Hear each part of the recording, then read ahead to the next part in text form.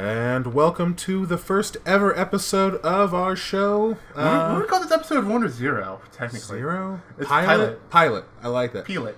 Pilot. Yeah, we call it Pilot. Pilot episode of the web series we're going to be calling it Canonically. Canonically? Canonically. Incorrect. Canonically. I think canonically sounds like more proper. You know? I know, but it has the word canon. That is true. Like you don't say canon. Like, is that canon? Let me try to do some weird accent, but whatever. Canonically, you say canonically, I'll say canonically. Okay, I say canonically. We'll work this out eventually. Canonically incorrect. The first episode of a web series or a podcast, really dealing with anything geek related. How would you describe it? I guess nerd, geek, just as long as it's not sports ball. Yeah, we're not very sports related, even though I played like 3 years of football in high school. I barely did football. Yeah, so so this is gonna be a little bit of everything. We're talking about anime, comics, movies, TV, board games, maybe. Games. One of these days we might just get a board game and just play it. Yeah, and this is while it is a podcast, I mean we're not against like having like actual like Twitch stream. Oh yeah, eventually like special episodes. Which reminds me that this is the main thing. Me, which I'll introduce myself in a second. Me and my associate here have been friends for about 20 years now. Oh god, since we were at least third grade. I remember that. Yeah. Was it second grade or third grade? I moved like halfway through second grade year. So. Yeah, but we weren't friends second grade. Third grade, I'd say. Yeah. So about we're talking about 20 years. That's really the heart of this show. It's no one on this show, except for maybe some special circumstances, will be not a friend, right? We're all friends. Oh, We've yeah. all known each other for a long time. I mean, like, if we somehow get, I don't know, someone who writes Marvel, yeah. but I don't think we will. If Bendis is now in DC. Yeah, I know that because that's my specialty, comics. Bendis was Marvel, now he's DC. Maybe we'll get Bendis on the show. A lot of people love that guy. He's not ruining Superman. So, sore subject for me. I love Superman. Oh. Anyway, so this is the show Canonically. Canonically? Canonically. We'll figure it out. I mean, it's just our title. We should probably know how to say it. Yeah. Canonically incorrect. I thought we started on canon, though. Yeah, but you don't say, like, canonic. Yeah. I'm going to say canonically. All right. I'll switch, I'm sure, eventually sometime this episode, and you'll point it out, I'm sure. So, yeah, this show is really about just two friends, or more. We'll have probably more friends on eventually. All friends, just kind of talking about stuff that we love, and now it's apparently you're allowed to love being a nerd. Remember when you were in high school? Oh, man. Like because I was tall and big. Yeah. But I wasn't, like, too big, like the fat type of big. They would not mess with me, at least in person on that. I had to pretend I was a closet nerd, really. Oh. Now it's okay. Yeah. So, I should probably introduce myself before we get like 20 minutes into this episode. My name is, I'm going to go less formal and say Zach. My name is Zach. I really specialize mostly in comics, Western comics, TV, and I'm kind of a horror movie buff too, but we have a friend that's a little bit better at that than I am. He'll be on the show eventually. Probably, yeah. But I'm a little bit of like an all-rounder. I know a little bit about everything.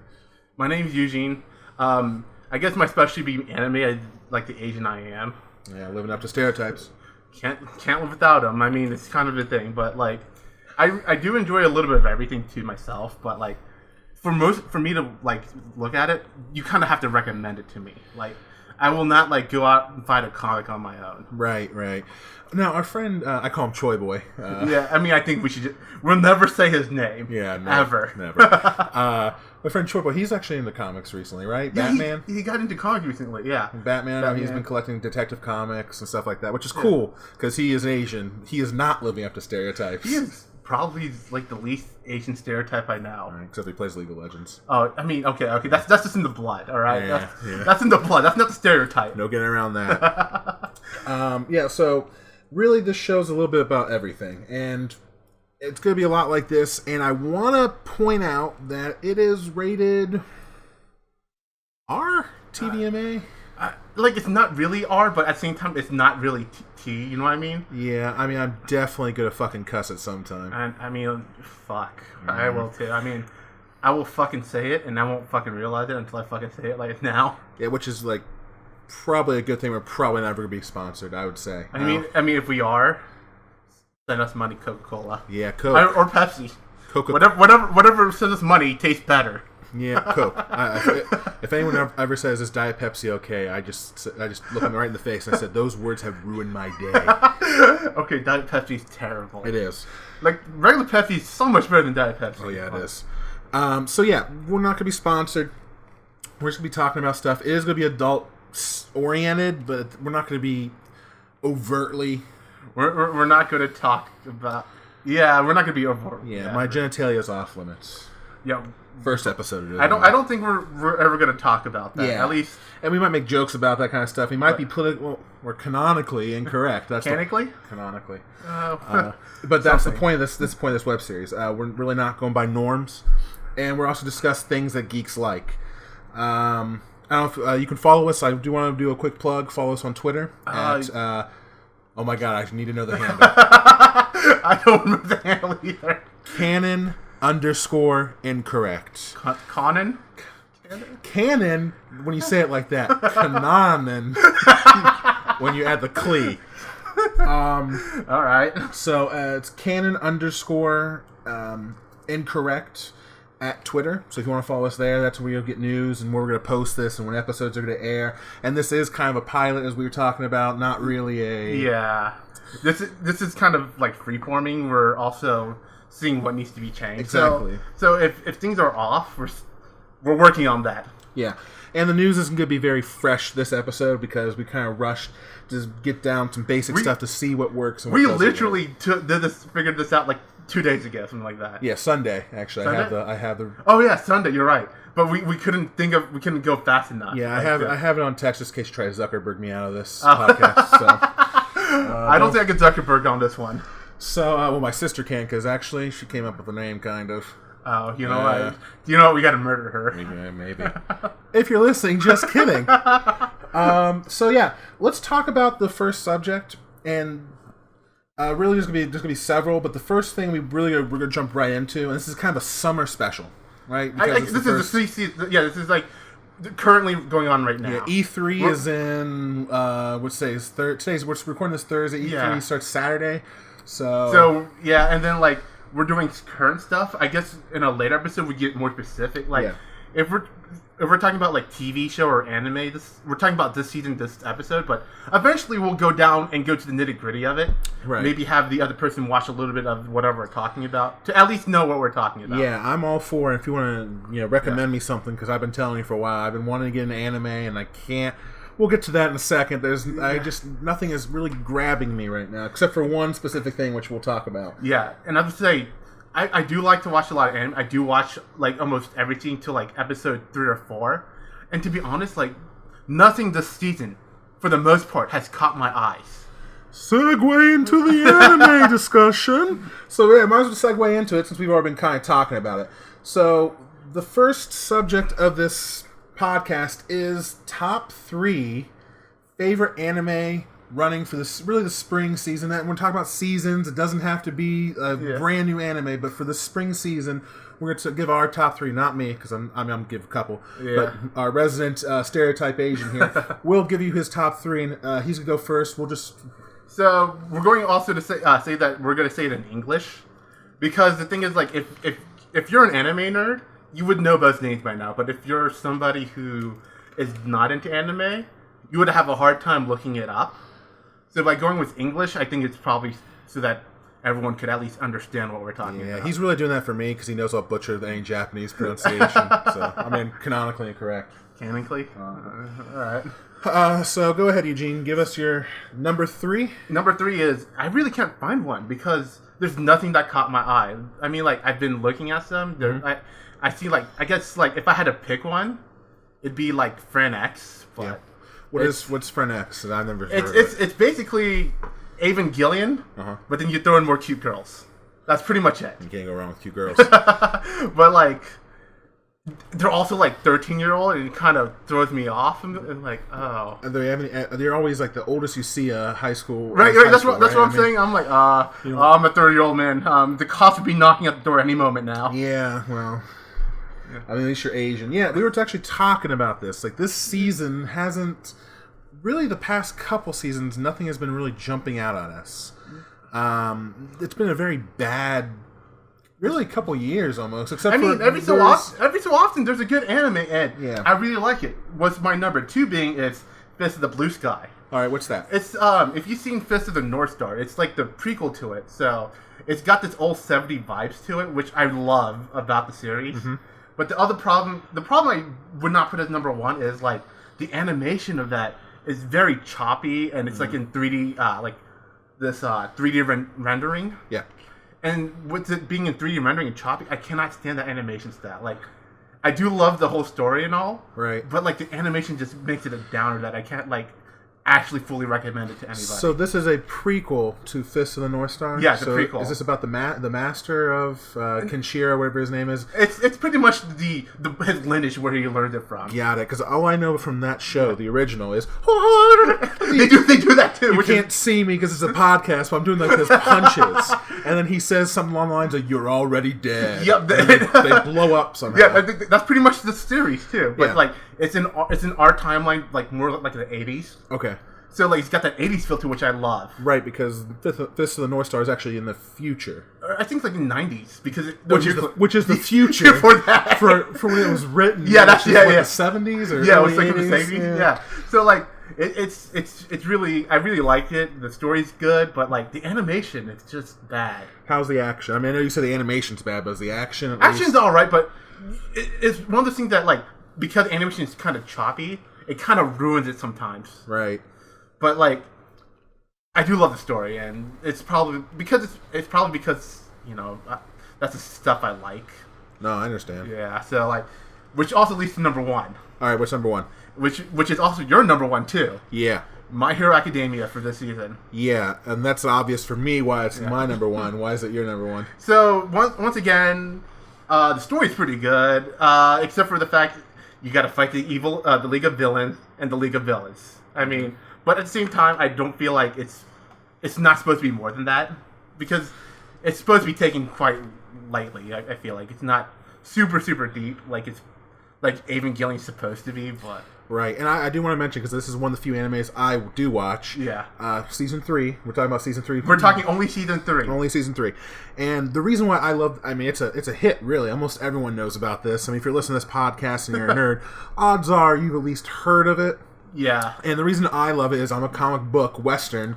That's my specialty. And this is like an anime meets West. It really is. It doesn't feel complete Western either. Except for some of the costume design. That feels really off. All Might, for those of you who don't watch it. Okay, my bad. You're right. All Might is basically like Superman. Yeah, but like he feels like a nerfed down Superman. Well, yeah, depending on how you look at it. Some of the stuff he does is crazy. But but his names of his attacks are actually American states. Oh yeah, you know what? You're right. Delaware, Smash. I don't remember. If anyone's actually any of the 4 people listening to this podcast, probably gonna kill me if anyone knows it because it might not be Delaware Smash. Yeah, but he has like something like United States, the 50 states Smash. He's like all these different techniques he uses.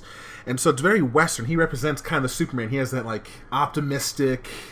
Even though everything's going bad for him. Right. But we're talking about this season, though. Yeah, this season we haven't seen much of All Might, although I am caught up from the latest episode, which like I said, we're filming this, or recording this, it's the 7th of June. Yeah. So the last episode was on Sunday or Saturday, and I don't remember. I haven't seen that. You haven't seen it yet? I've been reading it though. So. Oh, so yeah. None of this is spoilers. I'm avoiding the manga. My problem with I started on that. Yeah. But like, it's too late for me to like stop. Yeah. But I do also like in an animated form, especially like this is drawn well. It doesn't look choppy. Well, at times it looks choppy, but that's understandable when you make a weekly show. Yeah, no, but I mean, for the most part, it's not that bad. Yeah, I like it. The action's interesting. It's not your stereotypical shonen, if you will. Sort of, but at the same time, not really. Yeah. They do interesting ways of fighting and how the powers work. Do you watch it dubbed or sub, out of curiosity? I watch pretty much any anime besides Dragon Ball Z. Super, I still watch, but I watch a subtitle. Okay. I like the original Dragon Ball Z dubbed because I don't know if you're like me, but we grew up with that. Yeah. So what's his name? Sean Schemmel, or something like that, who does Goku's voice. He's like, I don't remember his name. He has such an iconic voice for me that like this when I hear old lady Goku. Actually, that's something I really dislike is when people talk about like how subs better all the time. Yeah. Like in Goku's voice, like The dub's better, to be honest. Yeah. But the story with subtitles generally better because it's less filtered, if that makes sense. I guess, depending who makes it, but Funimation, they're hit or miss on that. Yeah, I mean, was it 4 Kids is just the worst. That is the worst. Do they still exist? I don't know if they still exist. I think they don't anymore. Because everything they've done has been bought up by another company. I stopped watching 4Kids stuff after I was watching One Piece, and that was like the worst like censorship in anything I've ever seen. I think we need to do an episode just on looking at those. Oh my god! What was instead of guns they used? What do you call slingshots or bubbles? Yeah. Oh my god! That's just if you've not seen the 4Kids like version of it is a treat and a horrifying thing at once. Oh my god! It is. It is both, isn't it? Yeah. I don't even know if do they have. Oh my god! What's his name? I haven't watched it in so long. The guy Zoro. Does he have swords? I don't remember. They might be wooden. I wouldn't doubt if they're wooden because this is how like censored. But I'm pretty sure at this point a lot of people know about that. So our number one for the most part, both of ours were kind of for this season. This season, for this year, I could argue there's more. Right. But this currently running. Yeah, My Hero Academia is probably my number one this season. Yeah, I love it. It's like I say, it's like a Western comic book meets an Eastern anime, which is perfect for me. It's a good mix. I think it's the perfect introduction to most people. Yeah, so anime. If you're listening to this and you're looking like to maybe like you're thinking, anime's not for me. This is a good intro anime besides Dragon Ball, which I'm going to talk about in a second. It's a perfect introduction to the world because it's kind of like if you're a comic book nerd, watch it. I don't care if you've never seen anime in your life. If you read comic books, if you watch anime and you haven't seen it, you should watch it too. Yes, it's one of the few times that like when people done a fusion. Yeah, I think they've done a great job of it. Right, it's a good East meets West. Yeah. Which brings me to my secret number one, which I'm cheating. Dragon Ball Super, the Topo fight, aka Big Hands going berserk God mode to the end. I'm counting that as a spring season, even though it's technically February. But I mean, I'm not. Mostly because I'm following how it's aired in Japan. Yeah. In this case. Yeah. Dragon Ball Super. It started off really rocky.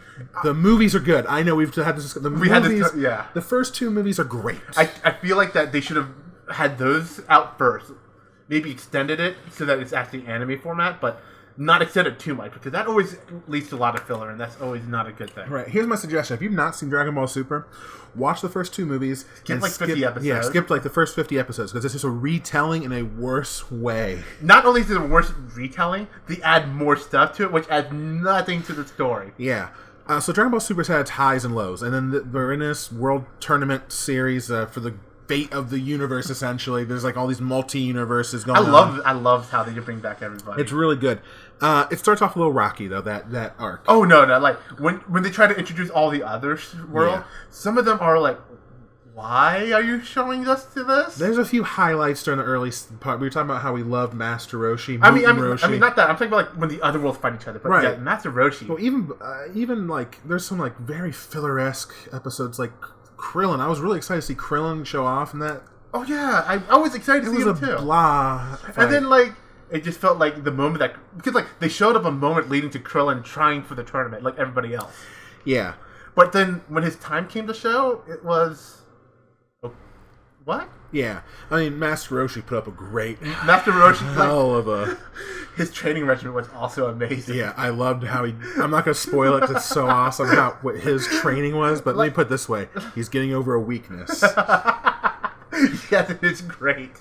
So, yeah. So what I'm really talking about is kind of near the end, like after the Saiyans of Universe 6 and Goku fight, which kind of felt like a filler. The animation was actually pretty good. The animation was great. No, don't get me wrong. Right, we have to give credit where credit's due. Because the animation in early Dragon Ball Super, in my opinion, was god awful. Like if you see something like if you see the Frieza versus Goku fight, non-movie, if you see the Golden Frieza versus Goku fight and the Resurrection of F saga, the animation, you can go online right now. Though you'll see some wonky animation pictures. Yeah, I mean, like memes. Once again, I understand like they have to save it, but like that fight should have been animated well. Yeah, I think it's because they outsourced their animation crew. They do. Korea and China too. China too, yeah. But it's they outsourced it, which a lot of places do anymore. That's to be fair. Yeah, so. To be fair, I mean, yeah, but Yeah, so we're talking about Topo, which is the big-handed guy. He's kind of like the second big guy in Universe. I don't know what the Universe was. I gotta watch it again. Yeah, it's been a while, but by the way, if you're gonna watch anime, watch it on Crunchyroll. Please sponsor us. Yeah, please sponsor us, Crunchyroll. I always watch my anime on Crunchyroll. It's the crunchiest. No, so yeah, watching the anime. The Universe, I don't know. They're kind of like the Power Rangers or the Sentai. Yeah, and like I really like the first. I don't know if it was just me or I just kind of missed it, but Tom never talked for the first half, did he? Topo? Wait, no, not Topo. He's the other guy. The big Jiren. Jiren, yeah, he never talked for the first half. Yeah, Jiren's not much of a talker. And then like later, have you finished the series? Yes, I have. Okay. Yeah, I wasn't so sure where the dub, if you watched the dub to finish it or not. No, I'm watching subtitles. Okay. For that, I watch subtitles. Yeah. Okay, so like I really didn't like that, but like he didn't really talk, did he? No. Until like the end. No, he was kind of a two-dimensional character, which surprised me because all these people like on the internet, I was looking, well, like, oh man, I love Jiren. Jiren's so awesome. Like he's kind of like a downer. Yeah, he's not. He's very two-dimensional. He doesn't have like a. And even when they go into his past, until he started talking more towards the end, we started seeing more and more of him, which was much more enjoyable. Really, yeah, he didn't come out of his shell until ironically after the battle. I won't say after, but like as he got to the final battle. Right. Yeah. But yeah, so I'm talking about Topo, big guy. He becomes God Destruction. Those fights, like from there into the end, I think were very well animated. A lot of twists and turns. The tournament in general really showed off everybody. I really like that, except for Krillin and Piccolo. A bit. Piccolo, yeah, and Tien, kind of. I guess not. So the Saiyans. Now, Tien got a little bit of a showing. I mean, he got a little bit of showing, but Master Roshi had it. Well, Tien and Master Roshi and Krillin all had a single episode dedicated to their fights. Yeah, that's true. And Gohan was still useless. Yeah, Gohan in the end. Well, he was the leader. He was the leader. That's true. He's the leader. So his tactics really helped, but. Yeah, Gohan was kind of... I'm sorry if you're a Gohan fan, you're probably not going to be super happy with this arc. Yeah. Well, maybe a little happier than you are if you started watching Dragon Ball Super, where he was a nobody. Oh, yeah, like lose... Oh, well, yeah. I don't want to ruin it for people who haven't seen it. So let me put it this way. If you're a Gohan fan and you're not happy with the first part of Dragon Ball Super, stick around. At least he gets better. He gets better. Yeah. Mystic Gohan, I know it's kind of a spoiler, Mystic Gohan does come back. Yeah, but at least he's not like a downer like he was in the Frieza back. Yeah, exactly. That's my secret number one. I mean, I love My Hero Academia, but I grew up... If I just say 2018, Dragon Ball Super is probably way up there. Yeah, see... we'll talk about that for another episode. Yeah, I don't know about you, but obviously Dragon Ball Z was what got me into anime. So. Oh, yeah. Mine was actually Trigun. Trigun. Oh, okay. Yeah, another episode, man. I love Trigun so much. I do too. Dragon Ball Z and Trigun are probably at the same time. Probably two different like animes I've actually also read the manga for. Yeah, I usually try to do one or the other, not both. Yeah, I know. Yeah, manga is also very different from the anime. Oh my god. Okay, anyway, but we'll talk about that later. Yeah, we're getting on top. We're on the anime topic, but we're getting like lost in our anime. So, I mean, we'll dedicate an episode to this. Yeah, we'll definitely dedicate an episode. I do want to move on to the next section, which is like a comic book corner, also called Breaking the Fourth Wall, I like to call it. Which honestly, I have not been keeping up with. Yeah, so that's fine. We'll kind of fly through this because at this point, a lot of these comics are at least 2 or 3 weeks old. Oh, okay. So, yeah, I do have to talk about my favorite superhero, and I'm going to get a lot of flack for this, but he is my absolute favorite superhero. Superman. Oh my god. I love Superman. I really kind of want to know about Superman, because, like, how do you write an overpowered character and make it entertaining? You know what I mean? I have a PowerPoint. I don't want to tell you why I have a PowerPoint, and I don't want to tell you I was doing it while I was at work, but I made a PowerPoint talking about why I might post it sometime. You know what? We'll dedicate another episode. Okay, yeah. We'll dedicate at least a comic book corner, breaking the fourth wall. I don't know. I'm coming up with names canonically incorrect. So we'll talk about. There might be a whole section dedicated to Superman. I can talk. I do think we should do that. I won a speech competition on. I gave like a public speaking. I gave it on why Superman is the greatest comic book character ever. I was nominated and went to a contest in Sinclair Community College for being one of the best speakers on Superman, nonetheless. So that's pretty cool, actually. Yeah. Okay. So I want to just talk about 2 comics real quick because they're both like seminal issues. The first being Amazing Spider-Man 800, right? Round number 800. This is to finish off. I think this is Dan Slott, he's the current author. He has been writing Spider-Man for like almost 10 years, like 7 years, something like that, something ridiculous. So this is a very long run, like one of the longest runs I've seen someone on. And this is his end, and he has some ups and downs. Dan Slott. Amazing Spider-Man 800 is kind of finishing up this Norman Osborn merges with a symbiote, Carnage, storyline. So a lot of people liked it. I thought it was average, honestly. Oh.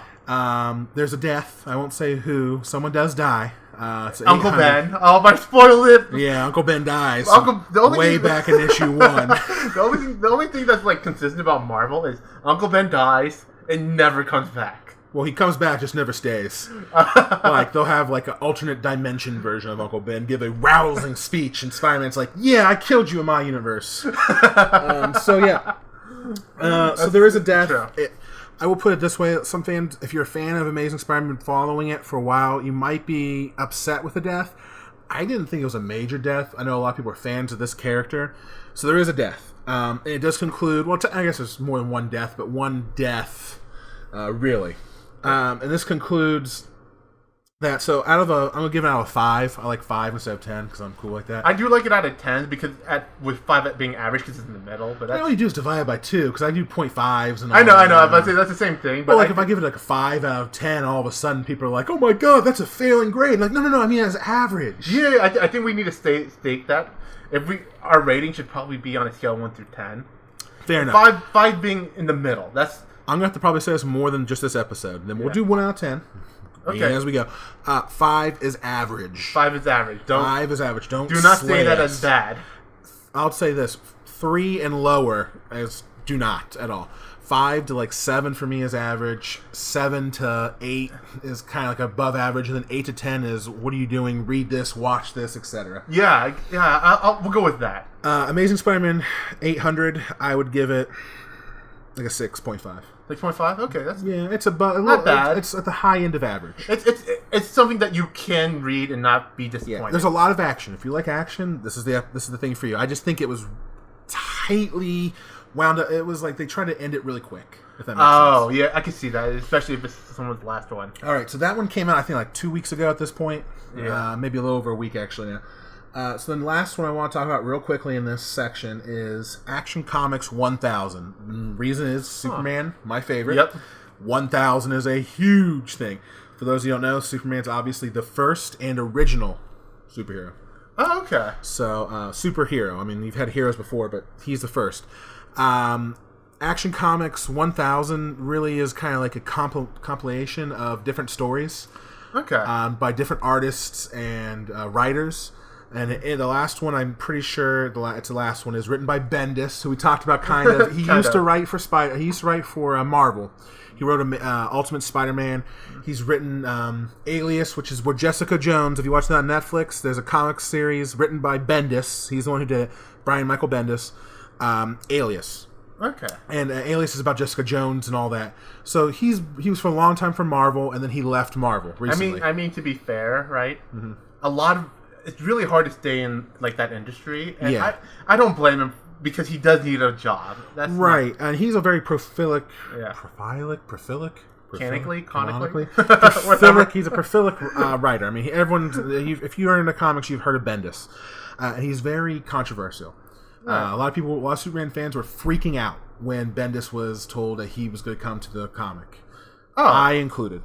Because he's known to basically kill off a bunch of characters and create his own, OC side characters and I can see that. I can see that being a problem. But anyway, Superman or Action Comics 1000, great. It's like 6 stories. You're not reading it to continue the story. You're not reading it to continue the Action Comics story. It's more of an introduction to Bendis and the future. And right now there's an ongoing series called The Man of Steel, and it's going to lead into Action Comics 1001, which is not going to be out until like July. Oh, okay. So yeah, Action Comics 1000. It's such a seminal issue. I mean, it's like I don't blame them. 80 years of Action Comics. That's crazy. 80 years. Oh wow, that's really. Yeah. So I'm going to give it. Ironically, once again being average. it's not really canon. I know our show is called Canon. Konami. Yeah. Konami. Don't sue us, Konami. I'm not Kojima. So I would give Action Comics 1000 I'm giving it a 7. A 7. Okay, that's pretty good. I'll give it a 7. So it's good. I'll give Bendis' story a 7, and I'll give the rest of it, if you just like it for fun and fluff, give it an 8. It's really good fun and fluff. It's like, I think the one thing you gotta know about comic books is the writers mean much more than the actual story. Yeah, I liked it. I know it sounds like it's a low score, but Bendis wasn't as bad as people thought he would be, although he did introduce an OC character before he even had an entire comic to himself. Yeah. So, I give his writing a 7. I'd give the rest of the story an 8. It's not canon. It's not continuing a story. It's like small, separate story pieces. Okay, that's cool. All right. So yeah, now we're gonna go into the main kind of event. The E3. Yeah, E3, as we said, is this weekend. Yes. We'll see this weekend. I think the first press conference is Saturday. It's EA, which no one's gonna watch. Right? Especially after that Star Wars conundrum. Oh my god, yeah. I was not even looking at that game. Mm-hmm. They said that. I'm like, I'm not even looking at it even less. Well, I guess I'm looking at it more because of the news. But yeah. So EA, I believe, has a press conference Saturday. I'm not going to pull up the schedule. I mean, yeah, I'm going to pull. I know EA is Saturday. If you look at my notes, do you see what I put there? No order? No, I mean like speculation. Yeah. Sports, and more sports. Oh, for EA, yeah. I mean, EA, for those of you who don't know, growing up, it was more of a... Yeah, sports, more sports. Yeah, Madden was kind of what they were known for, and then they became so powerful they absorbed everything. Yeah, I do not...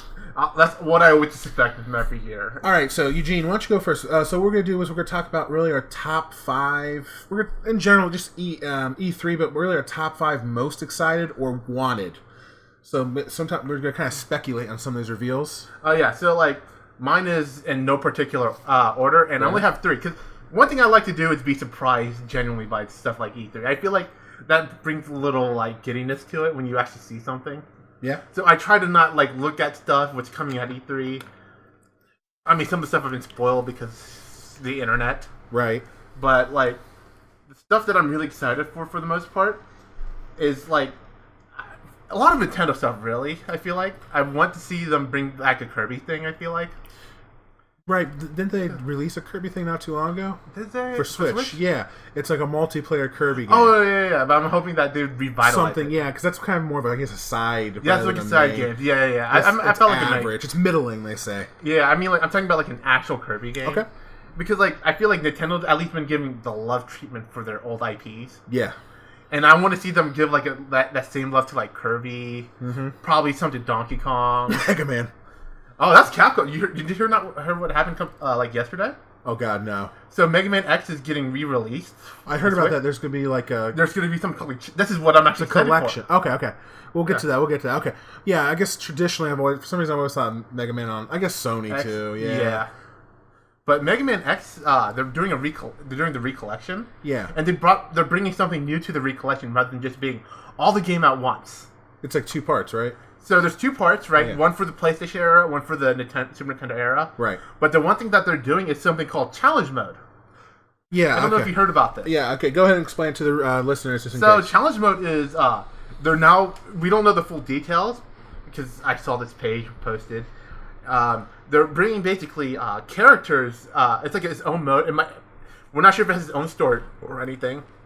But basically, the only thing that we know from this is that you're now fighting 2 bosses at the same time. Huh. So the game is... I want to see how they do that. You know what I mean? Yeah. It could be really bad, but bad if you just put 2 of the bosses in one room and there's no way they interact correctly. Challenge mode is just so great for really... revitalizing a game. Any game. And, with oh my God, I always forget. Good Games Done Quick. What's the acronym? GDQ, something like that. So yeah, for those type of things, that's great for speedrunning communities. I'm sure they're really giddy about these challenge runs. It's great for those people who want to play the nostalgia game. Yeah. But also want to have a new challenge. That's what I want. That's what I want to see when you make a remake.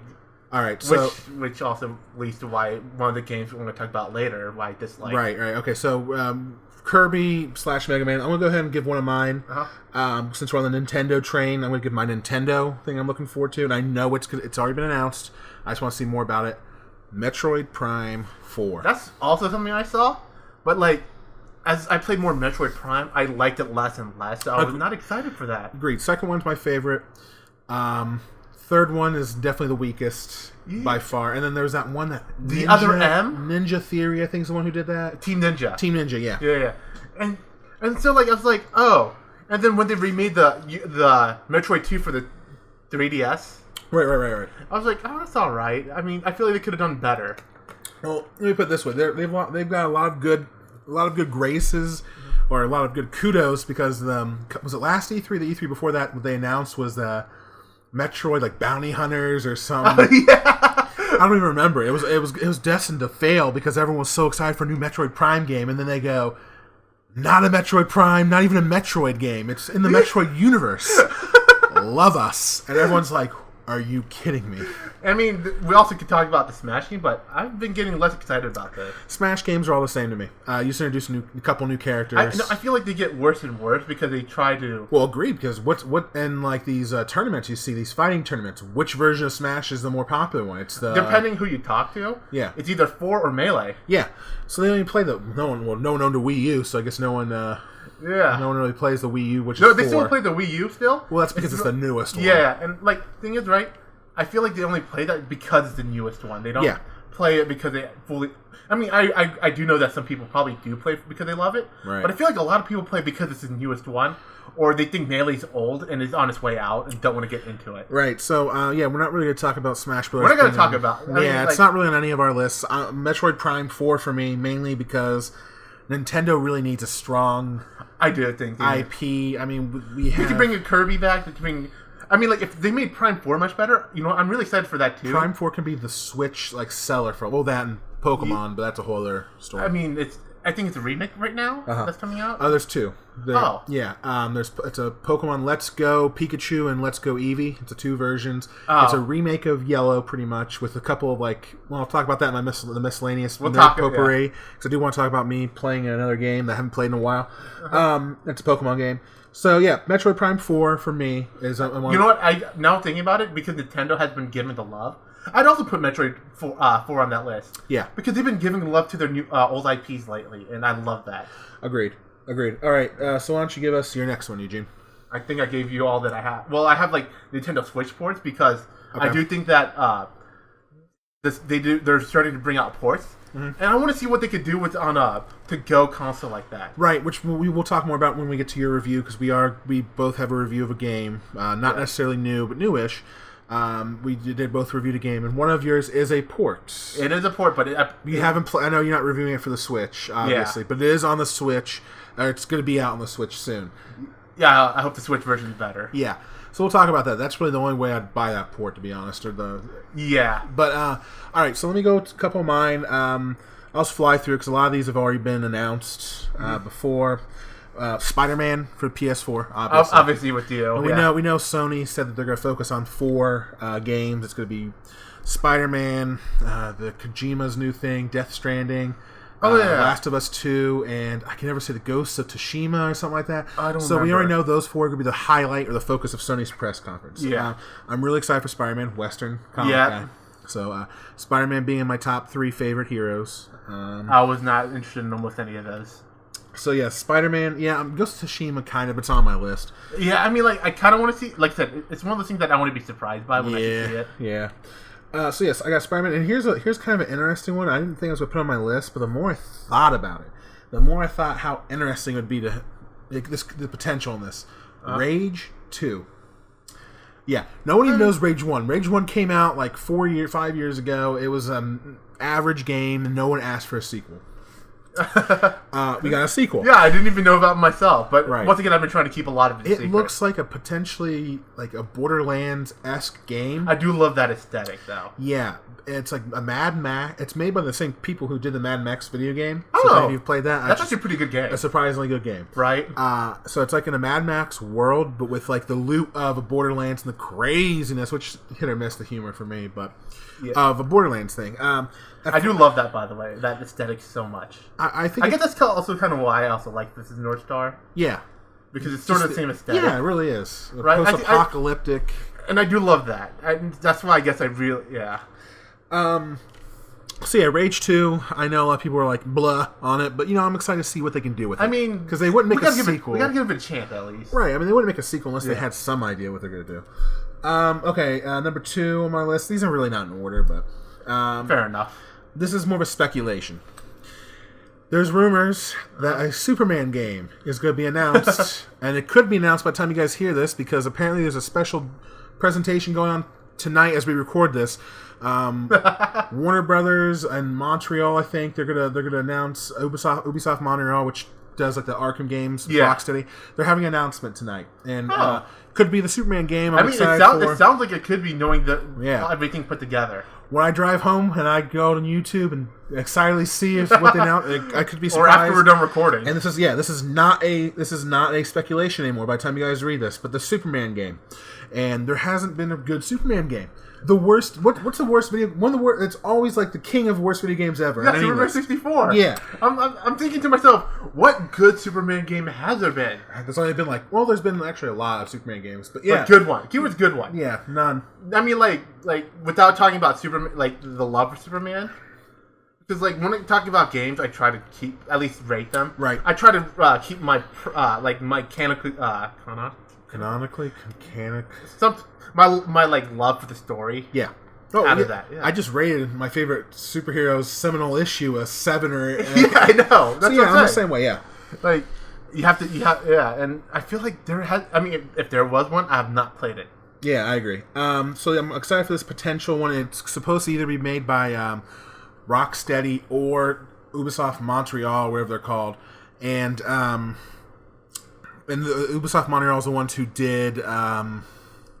My God, what is the Batman Arkham? The Origins. Yeah, the one that's not Batman Arkham City or Arkham Asylum or Arkham Knight. It's the other one, Batman Origin. Oh my God, I'm blanking so hard on it. But it's his Origins where he fights like Deathstroke and all that, and it was average. But anyway, they're supposed to be either them or Rocksteady are making the potential Superman game. It's rumored. It's all over. There's leaks. Quote. I'm doing air quotes. I know you can't see it. There's leaks online. It might be fact or false by the time you guys see this. Yeah. Okay. And my number one, and again, I'm not really in any order, but I'm really excited for this, and we know it's probably going to be something about it, is Square Enix has been working on an Avengers game. I've heard this for a while, really. Yeah, it was announced a little bit more than a year ago. Yeah, okay, yeah, so I am right what I thought about that. It was announced with a stupid teaser trailer that showed you nothing. It was like, a shield and all that. So I was right about what I thought this was. Yeah. Yeah, because I remember seeing that and what? And there's rumors it could be a Marvel Ultimate Alliance 3. People are saying it's actually more of an MMO, which you'll take with a grain of salt. I mean, we did want to talk about MMOs at one point, but I feel like MMOs have they flatlined a bit. Yeah, which that's my transition. If you want just a quick thing on, we do want to talk about the state of MMOs, especially since Bless recently had a big doozy. I'm going to say... Fuck up? I guess it's a fuck up. Fuck up. A clusterfuck. A clusterfuck of fucking epic proportions. If you go on YouTube or if you Google Bless Online, all you're going to see is negatives about this launch. Yeah. I mean, to be honest, right, I've heard some people talk about the game, including you, right? And almost anybody who says outside the paywall, the game's fine. Yeah. The launch... All right, so I'm going to quickly, before we talk more about the state of MMOs, Bless Online is average. And that really is the state of MMOs. I kind of feel it's kind of flatline. That's what I mean by the flatline. Yeah. It's a lot of MMOs lately have not been doing good. No. My favorite so far, at least lately, that I play because I play DFO online. I play Closer online. Dungeons Fighters Online DFO. Yeah. Oh wait, no, Closer. I said Closer. You said DFO as well. Oh, did I? Whoops. Yeah. Oh yeah, and DFO. Yeah, I played both of them. Dungeons Fighter Online. Dungeons Fighter Online. I've been playing Terra a little bit back again. Really? Let me know because I'd be willing to jump on and play a little Terra. It's a very fast paced MMO. Right. If you like the fast pace, I think it's actually done well. Uh-huh. But the thing I like about the game is it's PvP kind of done right. Okay. But the problem is finding a PvP match can take you 30 minutes to 45 minutes. Right. And so it's kind of dead. Right. So like the PvP aspect of Terra is actually pretty good. If you're not into PvP, I do not recommend that game. Okay. That. So yeah, real quick, we'll talk about the Bless Online's launch. It was bad. It was bad. You couldn't log in. You were kicked off immediately. They kept on creating new and new servers and then closing old servers, so you couldn't play with friends if you're trying to play with friends. Oh. It's almost like Dauntless. Yeah, and then they started like day 4, they nerfed DPS across the board by like 30%. So I thought they had a game to base this on, like in Korea. Exactly. And so NeoWiz, who's the people producing this or whatever you want to call them, they're the ones that kind of publisher. That's the right word. I was trying to think of it. Yeah. Yeah. So they kind of like basically took the old version of this game and changed nothing. The translations were god awful. You couldn't even go through the tutorial with that because the translations were so bad. And I heard they just fixed it, but when you leveled up, it says, "Congratulations, you reached 6th level." Yeah, and it's all one word. 6, the number 6, level, one word, no space. So yeah, the translation's horrible. Speaking about new MMOs, I've also played Dauntless too. Okay, let me know about that. So the gameplay, they gotten well, right? Mm-hmm. Like they've been testing it, but like this is also open beta right now, so they could easily change it. But the one thing I dislike about Dauntless is like how everything looks and feels. It feels kind of like Fortnite, which I do not like the feel of and the looks of. And every character looks butt ugly. Yeah. And you have like strong attacks or like people that could charge a weapon. Mm-hmm. It feels like you're using a normal attack. There's no like weight behind. Yeah. And so like I'll give it some time before I give a full verdict on that. Yeah. Because they could easily change it. Right. I mean, right now, and I hate to say it, if you're looking for that type, because I love competition, but if you're looking for like a Monster Hunter game, you got Monster Hunter. So yeah, we could talk more about this later. The new one, or I guess the remake for the Switch. Yeah, it's coming out soon. Is it out yet? It's not out yet. I'm pretty sure. Well, in Japan it's out, but not in the US. We'll definitely be talking about that. You probably one of the. Well, I don't know. Do you have a Switch anymore? No, I use Rachel's. All right, so we'll figure something out. We'll probably be reviewing that in the future. We'll probably talk about that too as an episode by itself. Yeah. So the MMO state. But I did play for the 3DS. If that makes anything. The MMO state, really, the state of MMOs is kind of stagnant, flatline, whatever you want to call it. We've been bouncing around trying to find a home, and you really can't. We're kind of like nomads. Yeah, I know. Players. It feels like a nomad. Yeah. I mean, there's like a few companies that have actually refined the game. Yeah. To well, and that is Final Fantasy 14. Yeah. Which is currently my favorite MMO. Yeah, it's definitely up there for me. There's WoW. Yeah. There's Elder Scrolls Online, which you've been telling me. Yeah, I've been playing that recently to kind of review. If you're looking for an alternative to like the WoW-like games, ESO. Okay, I can see that. Would you put that better than WoW? To curiosity? I don't know. Or do you think it needs more refinement? Because it is pretty new compared to WoW. If you're looking for a non-subscription based game, it's a buy-to-play, no subscription. I do like that model. Cash shop is very fair. It's only cosmetics. I do like that. A few like convenience things, but nothing you absolutely need. Doesn't give you any advantage. I'd say ESO is slightly better in that regard. However, WoW does certain things better than ESO. Okay, that's fair enough. I mean, no game's good. I think I would say ESO has one of the best PvP. Okay, I do really like that in the giant maps, very easy to find matches. You have like castle siege type PvP where you take a castle and you can have like catapults like shooting at you and your team as you're trying to go up this castle. That's PvP. I do like that. It's not world PvP. That's a weakness, but there's not a lot of world PvP out there. What I'm saying is not instance. You know, where like you can just walk out of a town. And I do. That's the one thing I like about Terra is that there's a lot of that. Yeah, but there's not. But the problem is player count is down. Yeah.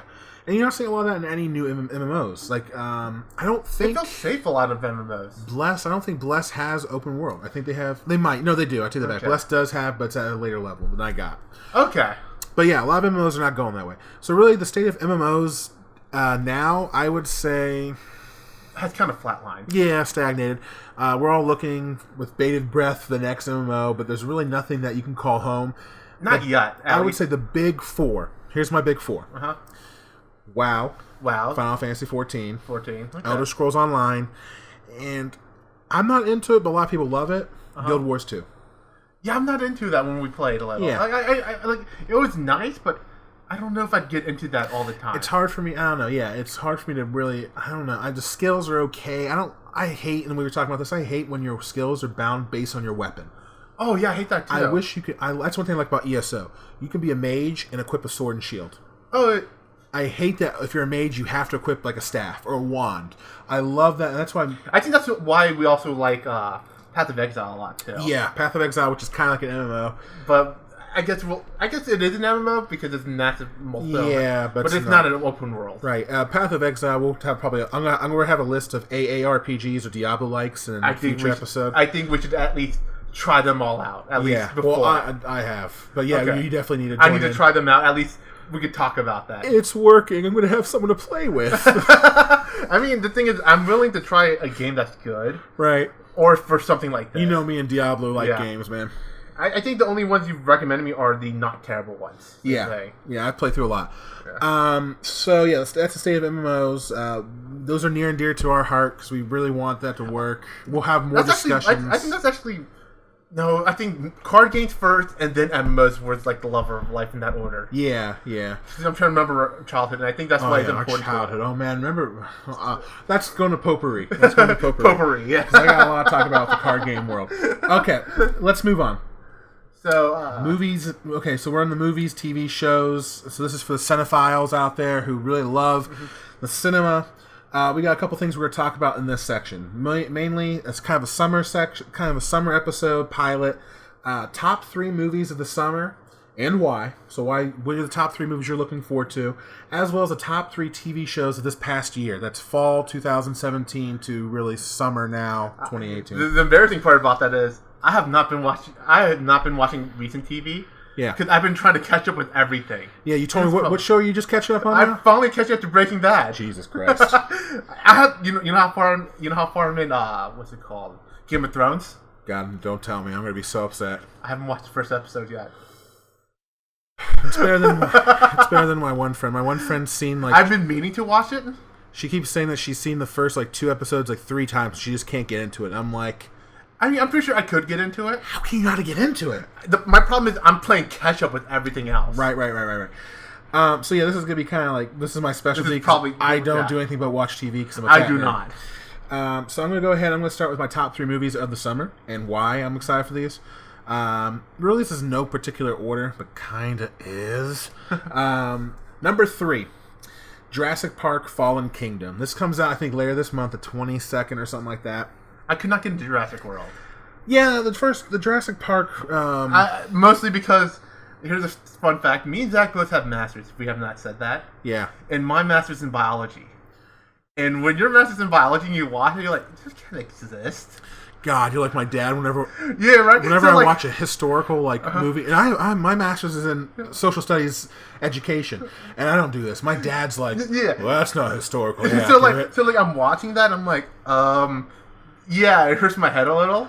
That's your problem. You have giant fucking T-Rexes eating people in the 21st century, and your problem is science? Yeah. So, I understand that, right? Yeah. That's what I'm saying. I at least understand that this is a problem of mine. And so, this is why, I cannot enjoy some movies just because of that. Right. Because it bothers me mentally. It's not like, I could, if I could get past that mentality... Yeah, I think Jurassic World would be at least an alright movie. Yeah, Jurassic Park. Let's not have these Jurassic Park fans kill you. Keep calling Jurassic World. That's a particular movie. That's true, though. Yeah. Jurassic Park: Fallen Kingdom. I do like Jurassic Park, though. The original? Yeah. Because, also at that time, it also nostalgic blocks that science. Yeah, well, technically it was it's a book, right? Oh, yeah, but also, technically the movie, how it's made. Yeah. That was well done. Great, and it was kind of like a horror. My dad was so inappropriate, he took me to see it in theaters. This is 1992 or 3, so doing math, I was 5. And he took me to see that movie. Let's just say that did not go over well with young Zach. That did not go well over when I first saw it on TV. Okay, yeah, Jurassic Park: Fallen Kingdom. It's a sequel to Jurassic Park. Oh my God, not Lost World. That's another movie. Yeah. Oh my God, I can't think of the other Chris Patton movie that came out. It was a huge. I'm not gonna look that up either. You know what? We're canonically incorrect. Yeah, canonically incorrect. Canonically. Yeah, so Jurassic Park: Fallen Kingdom. Definitely one of the things that you have to. It's a sequel to a very big movie. Chris Pratt, Bryce Dallas Howard. Yep. So you gotta watch it. My number 2, Incredibles 2. I did really like the first one. Yeah. And I completely forgot about it until we brought this back up. Yeah, we talked about this like right before we... Yeah. I know you guys can't tell because we're so good at it, but we're winging it. We wanted to be an organic conversation. I feel like a lot... I mean, besides like the first 30 seconds, because we had to do a test recording. Don't tell them how the sausage is made, Eugene. Don't tell them how the sausage is made. But I like the sausages. Yeah. And I want to know what's in them. So, yeah, we were talking Incredibles 2. Definitely excited. Yeah. We'll see. I don't know. I'm really excited for it because the first one was so good. But like, Pixar's have been... Pixar? Yeah. Yeah. They've been kind of slacking lately. Yeah. Yeah, they've been doing that. I mean, their animation is still very good, right? Mm-hmm. But their story writing has been slacking. Yeah, I'm worried it's a lazy rehash because it looks like it's the same type thing as the first movie, but instead of Bob... Different characters. Instead of Bob being the guy going out being a hero in secret, it's just his wife. Elastigirl. I can't think of her name off the top of my head. Oh, I can't remember. It's been a while. Her actual name, Elastigirl. Anyway, it's basically that, and it's going to be a funny, oh my god, men are so stupid, they can't raise a family type trope that you see in all these things, like how lazy and dumb dads are. And it looks like it's going to be that. It's going to be funny, but I don't know if it's going to have that same magic as the first Incredibles. We'll see. It's still on my list. I mean, like I said, even if it was probably the old Pixar, yeah, I'd probably be like, yes, this is a good movie. Right. But like Pixar is just lacking. Yeah, I agree. Lately, they haven't come out a lot.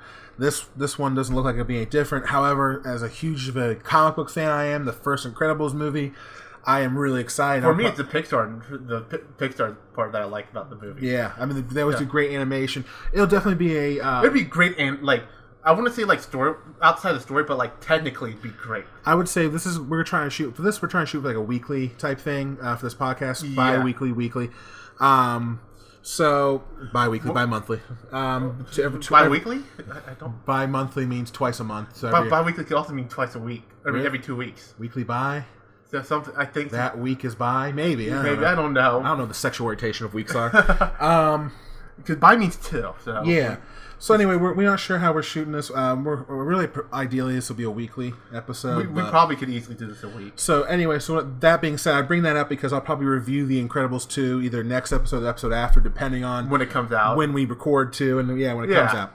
So stay tuned to that Incredibles 2. It'll be spoilers free. The review for that. I do think that it's important. I do think that we should have almost no spoilers, just at least for the most part. I mean, if a movie's been out for like a couple years, if it's like Citizen Kane, yeah, we could definitely spoil it. If it's been like Spider-Man, Peter Parker, it's really Spider-Man, yeah, or something that within the first 10 minutes. I say we do the 2-year rule. 2-year rule? Yeah, that's a good rule. I think that's a good rule. Or if it's within 2 years, only the first 10 minutes, because I feel like that's perfectly fine to talk about. Yeah, Bruce Willis was dead all along in The Sixth Sense. Basically, I saved you a bunch of time in that because that's the only good part of that movie. Yeah, it is. Rosebud is the sled. That's what that means. I do not understand why that meant anything. It was like it represented his childhood. Oh my god, we can do a whole episode talking about the cinematography of Citizen Kane, the representation of Rosebud, and how it represented his childhood happiness in a time where he was not corrupted. I do think that was most of the movie, though, but yeah, I don't understand why it had to be like Rosebud like that, but whatever. All right, so my number one, and this shouldn't be a surprise if you know I'm a comic book fan, because it's only really comic book movie coming out this summer. I feel like we'll talk about that later. Ant-Man and the Wasp, a.k.a. Ant-Man 2. I love the first one. I think that's probably one of the best MCU movies. I think it was... it's whimsical and funny in a right way. It was whimsical, right? I agree with that, right? The effects were good, right? But there's a few things I had with the movies, but it's been a while, but no movie's perfect. That's something. Right. I would give, if I'm doing a quick rating out of 10. 5 being average, once again. Yeah, 5 being average. I'd give the first Ant-Man like an 8. Yeah, I'd give it 7.5, but close enough. So yeah, Ant-Man and the Wasp, really excited for it. It sounds like it has a great soundtrack. I love the whimsicalness of it. I always forget about the soundtrack, but that's actually pretty good. Hello Kitty Pez dispensers becomes a giant. They enlarge it. Salt shaker. I mean, this thing is really crazy and looks awesome. They have a very lesser known villain. They kind of gender swapped him. I know some nerds are upset. I could care less. Ghost, who's like a espionage person who steals like secrets from companies. He normally in the comics can phase through walls and all this, but then for this movie it's a she. Okay. I mean, I feel like in this case it's fine if it's a minor. Right. I'm going to talk about that in my review of Deadpool 2 in a second, about how Domino was race swapped. I didn't think it was a big deal. I know a lot of people did. I thought it could be, but I thought the actress who played Domino in Deadpool 2 did a good enough job where I didn't mind it. If it's about quality, I'm all for anything. I also feel like it has to do with a lot of settings too. Yeah. Like the one thing I hated is like when they put like a white person for an Asian person, like in Japan, or like in Doctor Strange, they had a white woman play the master, who was normally an Asian man. Yeah, that's what I'm saying. Like it didn't have to. It's not the gender. It's the race in this case. Like, right. I feel like you're right on that. Like in Doctor Strange, it should have been an Asian person at least. Yeah, and that's a whole other thing we'll talk about. We'll talk about that in another episode. Yeah, we'll get very racial, very racial. Oh God, Trump wishes he can be as racist as we're now. We're not going to be that racist. Not racist. I mean, the whole reason I got Eugene on the show is because he's Asian, so he's like my get out of race-free jail. So I mean, like, it's fine, right? Like, as long as you don't say any racial slur, I'm fine with it. Yeah. At least, rephrase. As long as you don't say it seriously, I'm fine with it. There's a difference between like, because I believe context is the most important part. Right. Because if you're reading how to Kill a Mockingbird, you're not going through that movie or through that book without a racial slur. Oh my God, I was reading that in my quick story. A student teacher, I was reading that book to a bunch of 8th grades in an all-black school. Did not read ahead, and I said the N-word full and clear and loud. I believe. And all I heard is my cooperating teacher go, "Uh-oh, that's not good." No, because I believe that's fine in that case. Yeah, but I forgot that. You gotta read the audience, but I didn't mean it like it was just in the book. Yeah, that's what I'm saying. Like, it's context is important, right? But also they're also 8-year-olds. Yeah, eighth grade. I guess at that point they don't have that idea yet. Yeah, maybe I don't know. And that's like I said, context is important. What I heard in the hall says otherwise, but like I said, context is the most important. Right. I feel like. All right, so yeah, those are my top 3. I know you said that you didn't really have any because I haven't. I like to be surprised. This is something I like to see movies on a surprise or on a whim. Okay, so I'm gonna move on to the next real quick thing in this cinephile movies TV show thing, and that's the TV shows. The best TV shows that's come out this year. Again, I'm going this fall 2017 to spring/summer 2018 this season. I think we do got to specify that. Yeah, so I'm going to give the exact seasons as well, because none of these are new that are my top 3. I mean, I think that's also important when we say top at the season. Yeah. Because, like, bringing up the earlier season does not mean that it's the best of the season. That's the best series, maybe, for, like, years, but not the best season. Yeah, exactly. It might not be the best season of the show, but there might be so many other shit shows out there that nothing compares to. Yeah, that's how I feel about anime at the moment. Yeah, exactly. So I'm gonna go quick. My number 3 for the TV show this year, and if you have Netflix, watch it immediately. I probably will later tonight. Arrested Development season 5 has come out. Now this is part 1 of a 2-part season. It's the first 8 episodes. I think there's 8 more coming out. I don't know when. So it's only 8 episodes. I guess this would be considered a season technically. But yeah, it is. It's a season. Season 5. Season 4 was done on Netflix as well. I don't know if you know, it came out like 5 years ago. I remember watching that because you told me to. Yeah, if you've not seen Arrested Development, watch it. It's all the seasons are on Netflix. It's a great show. I love it. It's probably my favorite comedy of all times. Almost. You sort of have to get into it a little bit at first, but once you do, the first 3 episodes are a little dry. With the first, it's been a while. I have to re-look, but that sounds about right. It's almost like a different show. The first 3 episodes. You're right. But I do remember it eventually changing. Yeah, it changes. Like Ron Howard is the freaking narrator, and like if you're a fan of Happy Days, every single actor but Donnie Most is pretty much on that show in some capacity. I didn't even think about that. The Fonz is a dumb lawyer, Barry Zuckerkorn. It's a great show. So season 5 and specifically is a big step up for a lot of people. If you watch season 4. Season 4, I love season 4. A lot of people hated it. I hated it the first time I watched season 4, but once you rewatch it, it's a masterpiece. Do not watch Fateful Consequences cut on Netflix. Go to the trailers and more, and go to the original cut of season 4. Watch it as it was originally intended to be watched, season 4. The jokes are so much better if you watch it. And just know you're going to be confused, and that's the point of season 4, because the story reveals itself as it goes on. There might be a punchline. There's a setup for a joke in like episode 1, and the punchline is like in episode 4. That's how awesome this is. That's actually pretty cool. I love it, and so definitely watch. I do love it when TV shows do that. Now, season 5 goes back to its roots. It's more of a safe thing. It goes back to its traditional thing. The first 2 episodes, this is spoiler free. First 2 episodes kind of resolve. You know what? 4. I do think. Talking about its first 2 episodes, not really spoiler. Not really. I mean, it sort of is. If you refer to like something that refers to the last season. Yeah, I mean, it's kind of hard to spoil a comedy unless I go and read all the jokes verbatim to you. And it's not. You know what? Once again, context is the most important thing. Arrested Development's a comedy, if you didn't know. So season 5 goes back to its roots. So if you're watching this and you're like, if you're watching like season 4, I don't know. If you like season 2 or 3, it kind of goes back to that. The first 2 episodes are a little slow because it's fixing the problems of season 4 to get it back to that format. Yeah, I can see that. The rest of the season's great. I mean, all of the season's great. I love season 5. Definitely watch that. It's on my list. Number 2. This is a little... I put this on here mainly because it's a procedural, and I hate procedurals, but it's one of the few that I think are okay. Okay. Lucifer, season 3. Okay. Lucifer's loosely based on a comic book. Okay, I figured it was. It's a Vertigo comic about Lucifer. He's a fallen angel who comes to L.A. and all that. Lucifer's Satan, obviously, devil, whatever. This is season 3, and it's officially, as far as this, the last season. Oh, okay. It's canceled as far as I know. Oh.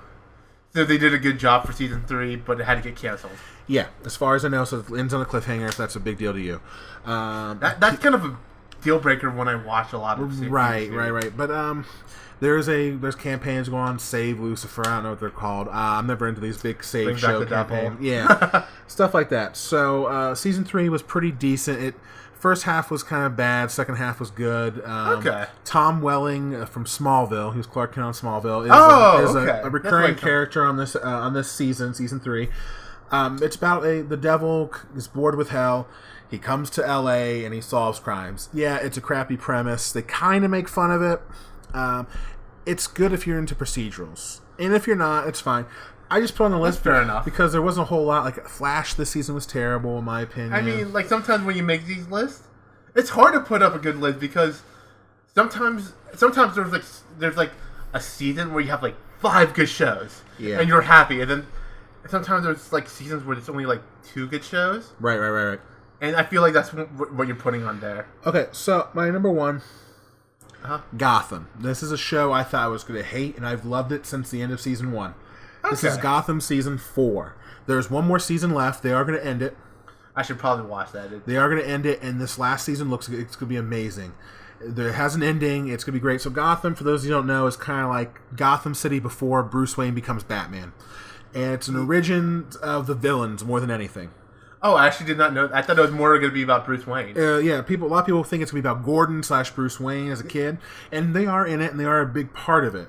But really, the show evolves through season 1, and eventually, by halfway through season 1, you realize the show is more about the city, which is what it's named after. Yeah, that makes sense. And so you sort of see the origins of the Penguin, you see the origins of the Riddler, eventually Mr. Freeze and Joker come in. As a series. And it's kind of like a mafia type feel. And you know what? I do like that mafia type. I really like Scarface. And it reminds me of the Burton universe. Like if you ever watched the Tim Burton Batmans, the first two, kind of reminds me of that. I don't know how to feel about that. It's very whimsical but dark, if that makes sense. It's whimsical but dark. That makes sense. Gotham season 4 was really good. There's a few slow parts. Season 3 is probably my favorite season of this, but season 4 was good. Season 5, they're adapting 0 Year, If you know anything about comic books, it's like Batman before he became officially Batman. Like he was kind of like a vigilante. He didn't reveal himself yet. It's like Spider-Man when he wrestled. Yes. For those who probably do not. Yeah. So it's going to be focused on basically the beginnings of Batman this last season, finally. Okay. And you're going to see him fight all these like criminals. It's going to be crazy. So Batman finally gets into the picture. Yeah. Yeah. I mean, he's kind of been in the picture all along, slowly working their way up. But season 4 of Gotham in general, watch it.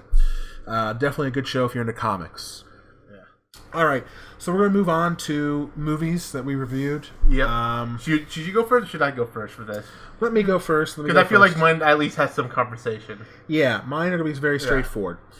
I'm going to technically do a 2-for-1, and that'll be really quick because I ended up seeing the Han Solo movie. In theaters. I told myself I wasn't going to see it. My dad wanted to go see it. And I'm like, yeah, why not? I haven't seen that yet. Yeah, so I'm going to review that. But the main movie I'm going to review is Deadpool 2. Okay. It's been out for a while now. So, again, this is the first episode. We're not quite fresh. Yeah. This will be spoiler-free, and it's going to be very quick. Fair enough.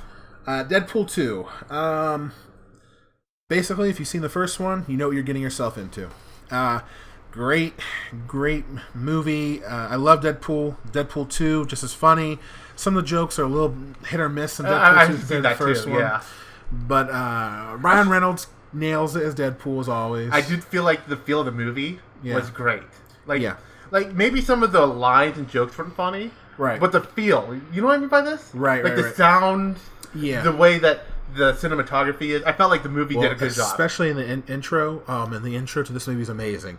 Both the intro talking about both of them. Actually, Deadpool talking about what he's been doing the past year or whatever is funny, and then the song intro they play in. Like, it's really good for Deadpool. For some reason, I thought that was Deadpool 1 in my head. Yeah, Deadpool 2 has a really cool intro. I'm not going to ruin it. Like I said, the feel of the movie at least would be the highlight for that movie for me, which is what a lot of movies I feel like can't do right. Mm-hmm. I would say Ryan Reynolds does a really good job. Yeah. Josh Brolin, great. For those of you who don't know, Josh Brolin also plays Thanos. To be fair, almost every Marvel movie, the actors have done a good job. Yeah, for the most part, I agree. There's, like, within the past recent, I don't think there's a bad actor from Marvel. Like, maybe not fantastic, right? But no bad actors. Right. Except for Spider-Man. Yeah, although technically this is a Fox thing, so if you count that, X-Men movies have been pretty bad lately. Oh, yeah, but that's Fox. Yeah. Well, technically Deadpool is Fox as well. Oh, is he? Yeah. Okay. Well, for now, there's like a deal going on between Marvel or Disney and Fox. So. Yeah, I know something about that, and that still confuses me. Yeah, confuses us all. We don't know what's going on yet. Yeah. But anyway, Deadpool 2, if you enjoyed the first one, you're going to enjoy the second one. Very much more the same in a good way. Action, though, there's better action in this one, I'd say, in the first one. There's a great scene with Domino. Domino, for those of you who don't know, her powers are luck. And Deadpool mercilessly makes fun of her powers, saying how lame the power of luck is. And there's a great scene with this. I do love that scene.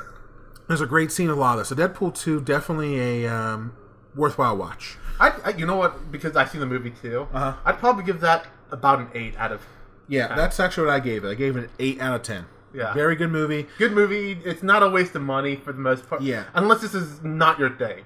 Do not take your kids for crying out loud. Oh, yeah, it's rated R. That's the one thing that, like, when I saw the first Deadpool movie, yeah, I saw, like, some mother taking a kid, like, what is this movie? And, like, she started shouting. So that kind of ruined, like, the first, like, 10 minutes of the movie. Yeah. But at the same time, I couldn't stop laughing because of this. So, yeah, Deadpool 2, from both me and Eugene and I, canonically, whatever. We both give it an 8 out of 10, which is a really good rating in our rating book. It's above average. It's above average. It's something that you would see and not be ever disappointed. If you're a Deadpool fan and you're okay with the whoa so crazy type stuff, some people don't like when it's too off the walls crazy. I think it's okay. I mean, like, it's part of Deadpool. Yeah, I feel like at this point, yeah. Yeah. So I'd give it an 8 out of 10. If you're a hardcore Deadpool fan, you're gonna watch it anyway. Obviously, if you enjoyed the first one, watch the second one. Yeah, there's a lot of superhero movies, which segues into my movie that I picked, which is Black Panther. All right, yeah, Black Panther's been out for a while. It's on DVD, so it's been out that's for actually how I watched it. February? Oh my god, my voice cracked. Little DVD. Little girl going through puberty. Not DVD, my bad. I saw it, like, at the discount theater. Yeah. Someone say that they would pay for it. So yeah, Black Panther's been out since February. So again, this is a little older, but you go ahead and give your review. So on it. like, once again, the actors of the movie actually did a great job, right? Yeah. Soundtrack, great. The problem with the movie is that it felt like it was a world-building movie for one thing, rather than about Black Panther. Right. And then the other thing is this. It's also the weakest part of the movie because like they try to build this world, but it felt a lot like fantasy than like reality. Like most movies, like Thor, it feels like fantasy still. Thor's world. Yeah, he's a god. So, but it's a god and it's another planet. But like the realm. Realm. Yeah, my bad. But at this point, I would call it a world. For this. Yeah, I know what you're saying. I get it. Yeah. But like Wakanda's like on. Yeah, Wakanda is like Wakanda, is in Africa. It's in Africa. It's a made-up nation in Africa, but I know what you're saying. It's a nation that they're world building, and that's because if you're not a fan of the comics, you obviously have no idea about Wakanda, so they have to build it, and it does take up a lot of the. It takes up a lot of the movie. Yeah. Which makes it a little downer for me, because I did want to see more about Black Panther. Right. But it wasn't about Black Panther, and it felt like once again you're in this fantasy world, even though it's supposed to be on Earth. Like almost a lot of the other Marvel movies felt believable. Yeah. But Wakanda felt really far off. It was very jarring for me. I agree. It almost felt like an alien planet on Earth. Yeah. And it made no sense because if you read the comics, they're advanced, but they're not that advanced. They're still earthly advanced. In the comics. Yeah. I mean, because I looked up this a little bit. Yeah. And the other thing is, it's like a couple thousand year society, right? Yeah. It's basically a monarchy when you think about it. Yeah, it is a monarchy. Yeah. And so, like, you would think there'd be a crazy person along thousands of years. Yeah, well, don't want to spoil the movie, but there's an attempt. There's a couple attempts at some crazy guy being a monarch. Yeah, but I know what you're saying. Like, all it takes is one bad monarch. It takes one bad monarch to bring that down. And, as a history guy, I can tell you that. And as what's it called? As somebody who's into biology, that ecosystem cannot exist either, and that kind of bothers me. How there's no trading between them. They're very isolated. Like you cannot live in a very isolated nation like that. Yeah, no, not at all. Yeah, because you have to have different traits, and when you're kind of just all into that tech, like we're not talking about the comic book in this case. Yeah, we're talking about the movie. Yeah, we're talking about the movie. Yeah, everyone's like advanced on technology. And here's no good. And in the comics and the movie, here's how they get advanced. A meteor of metal, vibranium, crashes, and all of a sudden they can make computerized stuff out of that. Yeah, and then you know what Captain America has? It's a shield, vibranium shield, not the same vibranium, but vibranium alloy metal. Yeah, like you would think they would do more with that when you think about it. But then the person who worked on it kind of died. Don't get me started on. Don't get me started on Captain America's shields. I hated how his shields looked in Infinity War. Oh, I did not see Infinity War. They're Wakanda shields and they look terrible. Ah. Okay, yeah. But like, it just like, I wish it would. If they made it less world building, I would have liked the movie more. Okay. Like, it's not a bad movie. Don't get me wrong. Right. I just don't think it's a great or good movie. Okay. I think it's above average. So I'd probably give it like a 6. But like, I do think like. If like I looked at the comic, that felt more like a real world. All right, but at the same time, the trading. Oh, I feel it. And I also think Killmonger is by far, like everyone says, oh man, Michael B. Jordan did an amazing job as Killmonger. He's like the best Marvel villain ever. No, he did a good job, right? That's an actor. As an actor, he did a good job, but he's so one-dimensional as a villain. Everyone's like how nuanced he was and how he had all these. No, he was still one-dimensional. Wanted one thing, and it's not the actor's fault. It's the writer's fault in this case. No, I like Michael B. Jordan. Like his acting was good. I love how you have to say Michael B. Jordan so you don't get confused with the basketball star. Because like his acting was good, right? Yeah. That's something I'm gonna say. Like his acting was good, but the people who write his line. Yeah. I felt like I said, the strongest part of the movie, what they wanted to be strongest part, I felt was the weakest. Right. So I just realized something. Yeah? First episode, we forgot to do our video game reviews. Oh, we got so wrapped up in this. Let's save it for miscellaneous potpourri. Oh, that's a good point. Saved. Which is what we're calling the last segment. It could be It's mostly going to be physical stuff, but it could be just about anything. Yeah, and real quick, my review, I'm not going to go into it because Han Solo has probably been done to death by anything else. It's Han Solo, a Star Wars. I'm doing quotes again, they can't see it. A Star Wars movie, a Star Wars film. It was average. 5, Okay. 5.5 out of 10 again, which is average. I kind of want to see it. It's serviceable. I would wait for the DVD or rental or what do you rent anymore? Redbox, is that still a thing? Yeah, it's still a thing. Yeah, There's maybe like, Netflix. Netflix had Rogue One on it, so Netflix also, if you pay more, apparently since DVDs are replaced. yeah, they've always done that, but no one does it anymore. Yeah, I know. Not worth doing it anymore. So yeah, Han Solo 5.5. It's 5.5? It's Okay. serviceable. It's not bad, but there's a reason why it's only made half of what I think Rogue One or The Force Awakens or The Last Jedi made. It only made like 84 I million. do not like The Last Jedi too much. Oh my. Okay, yeah, that's a whole. We're gonna have a Star Wars thing. That's going to be Star Wars. I will say this right now, since we don't have sponsors, and this is a politically incorrect or canonically incorrect. I will say this right now: if you like The Last Jedi, you are a loser, and you deserve to burn in all of eternity. And I'm not saying this as a mad, jilted Star Wars lover. I'm saying this as a moviegoer watching a cinematography. It was bad. Yeah, like, you know what? We're saving that for another episode. Yeah, whole other episode. But In fact, Casino Planet Beautiful wasted my 45 minutes of my life. We need to wait for Is Last Jedi DVD yet? Yeah, I think so. We need to watch it on DVD and actually write it down. Oh my just so god. that- You hear what I'm doing for you people? I'm watching this movie again. I feel like we have to do that for the Star Wars. Yeah, we will. We will. God, you people make me watch. all you one person right now. Yeah, maybe two. Let's look optimistically. I know Dan's probably. I told Dan about it. He's Hi, watching it. Dan. Oh boy, I gave out his name. Oh yeah. Hi, Choi boy. Gonna have to learn to edit that out. And Rachel, if you've made it this far, and you will not know if you're lying now. Since secret message of the day is spaghetti. So let's go on. You know what? I realized your sister's Rachel, the person I'm dating, team Rachel. It gets confusing. Not the same person. They're not the same person. Just to let you guys know.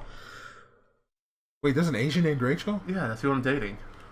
I don't mean to sound an Asian named Rachel. Yeah. Like blows my mind. You tell you how it's spelled? It's not Yes. spelled R-A-C-H-E-L. It's not spelled like that. Is it spelled with like weird kanji? Yes. R-E-I. Okay. C-H-E-L. Much more Japanese or Asian. I am relieved. Like Daniel's name spelled like Danielle. Danielle. Yeah, it really is. Because his parents didn't know how to spell his name. That's not his real name. I mean, that's his American name, right? Technically, that's his first name. Yeah. His Korean name, I won't say it on. Yeah, but... But that's his middle name, technically. Right. Like, my grandpa, Yeah. I'm not 100% white. What? My grandpa, I'm half Middle Eastern. When he came to this country, he gave himself an American name, Norman. Okay. So... Yeah, that's the same way. Yeah. So let's move on to the very end, which is Nerd Potpourri, which is kind of a little bit of everything, and we're going to kind of squeeze in the video game reviews. I mean, they can have physical copies. Yeah. So it counts, I guess, at this. It does. Normally we'll have this, obviously, in the video game section. We're just kind of running through. It's first time. Yeah. We do got to fix this up. I mean, we're also probably going to change our note styles and everything for this. I ain't touching a thing. No. So let's go ahead and we'll do the video game reviews. We both reviewed a game. Yep. Do you want me to go first? Or you want to go first? I'll go first in this case. We can do rock, paper, scissors, and then we can pretend because All they'll never right. know who won because they can't see. I'm going rock. I'm going. What beats rock? Is it Bigger rock. scissors? Scissors cuts through rock. Is that it? I thought it was bigger rock. Bigger rock. Rock, paper, Paper, scissors. scissors, Shoot! Yes, I won. Paper somehow defeats rock because it covers it. I don't really understand that. He chose rock like he said he would, surprisingly, and I chose paper. So I'm going first. I was hoping you'd go rock, to be honest. We should have. That would have been so funny. Oh man, we should totally go back and not wing it like we are. No, too late. It's too late. So the video game I reviewed is a little different because Eugene here is reviewing more of a traditional console / PC game. I played the PC version. PC but we'll version, go. yeah. Mine's a tablet game. And it's a popular one. It's been out for a while, like 2-3 years. It's on the 3-year anniversary. Okay. But it's always been in the top 20 downloadable games on iPad. And that's Marvel Future Fight. And the reason I started playing this is because I used to play Marvel Heroes Omega. Do you remember that game? I tried to get you into it. You tried to, but I didn't. I think I forgot it. Yeah, it was like a Diablo-like game. But Yeah. So that went under because of. But that's right. the By the time I CEO got was- into it, we were thinking about it, it was announced that they were going down. That's why. Now I the remember CEO now. was a pervert. Basically. Yeah, that kind of ruins a lot of things. Yeah, I don't care. He's probably not listening to this. Yeah, he's a pervert. So, yeah, Marvel Heroes went down, and I was looking for something to fill that gaping wet hole, and that was a vagina joke. I know. God, are we allowed to say that? You know what? Vagina? The medical terminology for the no, we're gonna bleep out vagina. You know, we're keeping pussy in. All right. Cat. Saved it. Yeah, my God. Man, my co-host is so crass. I know. So Marvel Future Fight is a tablet game. It's kind of like Diablo. Oh, man, my voice is cracking like a little girl. So I've not had that in such a long time. It's because I haven't talked this much in such a long time. So it's kind of like a Diablo-like game on a tablet. You go forward, you choose like they have like 158 characters currently, so there's a lot of Marvel heroes to choose from. You level them up. It's your typical free-to-play game, but you can pay for stuff. And yeah, it's not pay to win, but you really gonna have to pay a little bit. I feel like that's sort of pay to win, but like. Yeah, I mean, if you spend like $60, which is what a normal game would cost you, you don't ever have to spend more than that, probably. I mean, but it's not competitive. No, so. not at all. I don't think you get one a few characters, but I'm when it comes to competitive games, if you have to pay for characters, I do not enjoy that. Yeah. But when it comes to something like this, where you can choose to play it and it's not competitive, yeah, officially all the characters now you can get through grinding. Okay. Used to be for a while. Recently, like back in November, they did their first like loot box thing, and people got so pissed that they eventually put them in a different way because people were like, "Wait a second, that's what your game was all about, being like you can get any hero you want without paying." Yeah. And so they've done that. So you can still get any hero. It's not very competitive. There's some multiplayer function, but not a whole lot. It's just a fun game where you just kind of grind and you can. How much interaction is there? There's a chat, so you can chat with people. Multiplayer wise, there's like 3 different multiplayer modes. None of them super like crazy. One is like you fight a giant boss, and it's like you and 2 other people. Okay. There's another where it's like guild versus guild. And what you do is they set up a defense, and then you have to like coordinate with your guild to attack the other guild's defenses and all that. Okay. So there's some interaction. It's a fun game if you like Marvel. If you're looking for something that's kind of like an AARPG like, and you like Marvel and you don't want to pay money and you have an iPhone or an Android, give it a shot. Out of 10. See, this is like a different criteria because it's a free to play game. It's hard to like. I guess it's how much time is the value and how much money is the value. I put a lot of time. I haven't really spent a whole lot on it. I would say I'm still under $60. $60. And I've been playing for about a year now. So. If you're on the high end for less than I consider that pretty good because most games that you play like that. Yeah. And don't spend more than. And I play it just about every day actually. So I wake up in the morning and kind of do my dailies. There's like daily missions. So I would give it out of 10. Okay, I'm going to give it 2 ratings. First off, as a game in general, I would give it a 7 out of 10. As a game in general. Okay. Now, as a free-to-play game, I give it like almost a 10. A 9 out of 10 because it's very fair. It's a free-to-play game. There's a lot of content for a free-to-play game. I do like when they put a lot of content. And right now is a 3rd-year anniversary. They're giving out a lot of... Sponsor us, Future Fight. Sponsor us. They're giving out a lot of free stuff. Actually, it's Moburum. Sponsor us, Moburum. I know you're Korean. So is Eugene. You guys have so much to talk about. You know what? So, come with me. Yeah. So I'd give it a,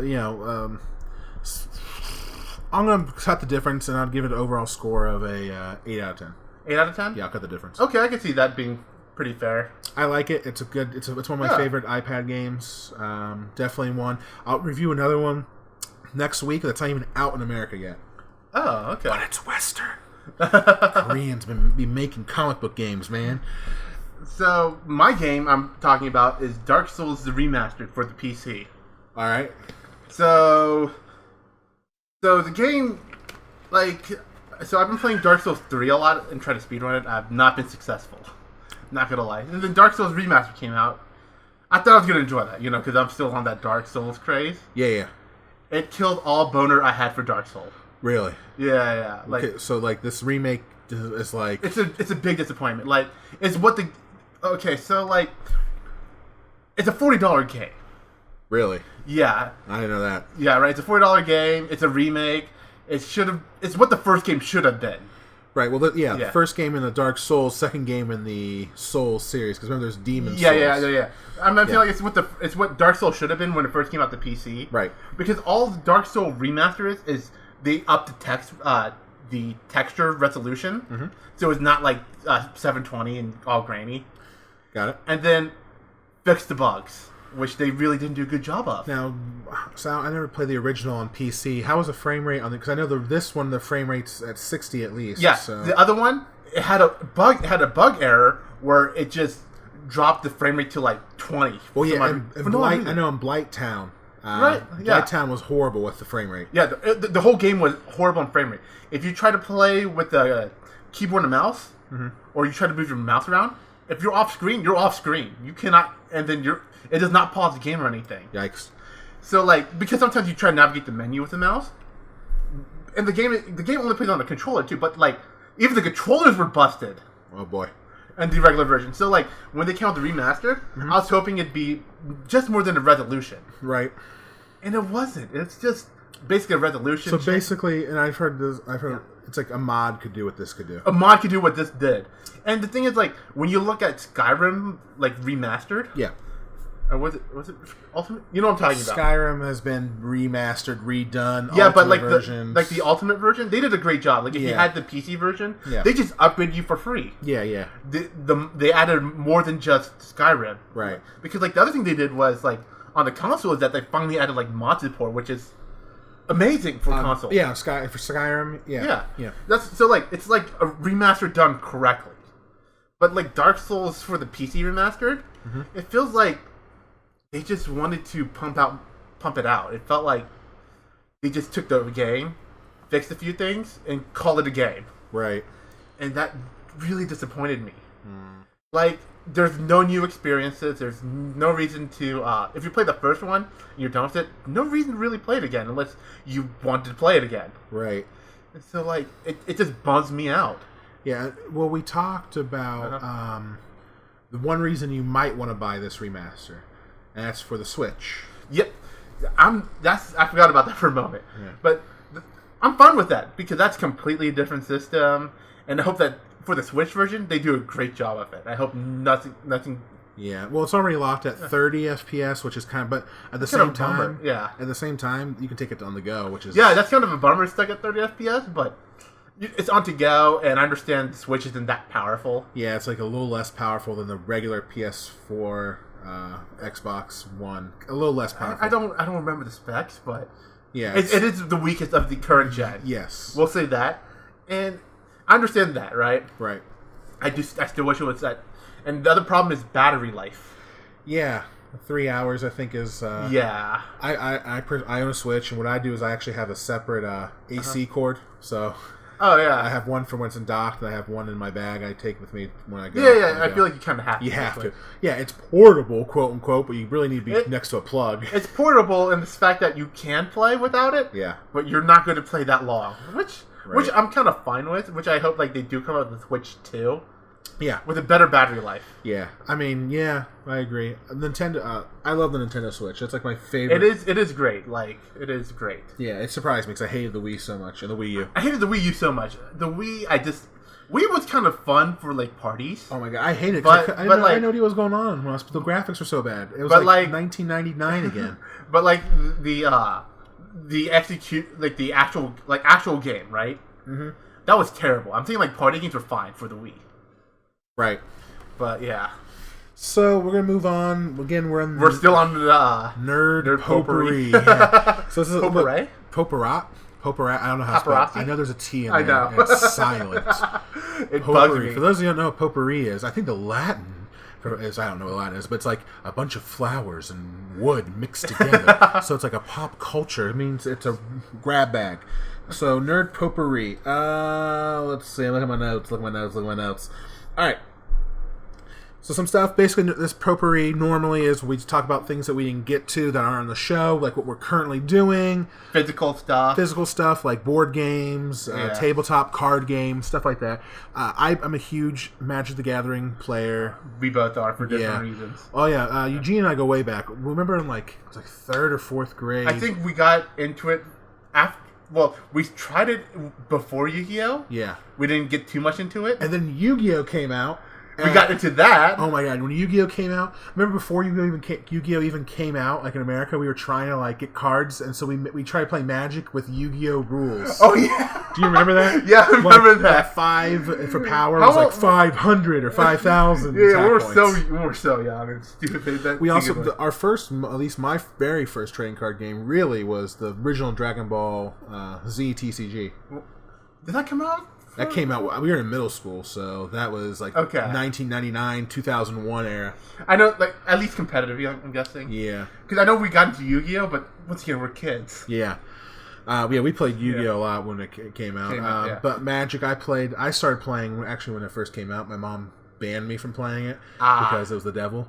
Oh yeah, my parents didn't know. And that's like in '93 or whatever. I mean, like back then, oh my gosh, like the devil was a real scare. Yeah. For some people, it was a big Christian thing. or not. Christian or not, it was a big thing. At least what I felt. It was witchcraft. I don't know. I feel like that's less of a problem nowadays. Yeah, it is. Most people are fine with it. It's very modern pop culture. Most people have heard of Magic the Gathering now. Yeah.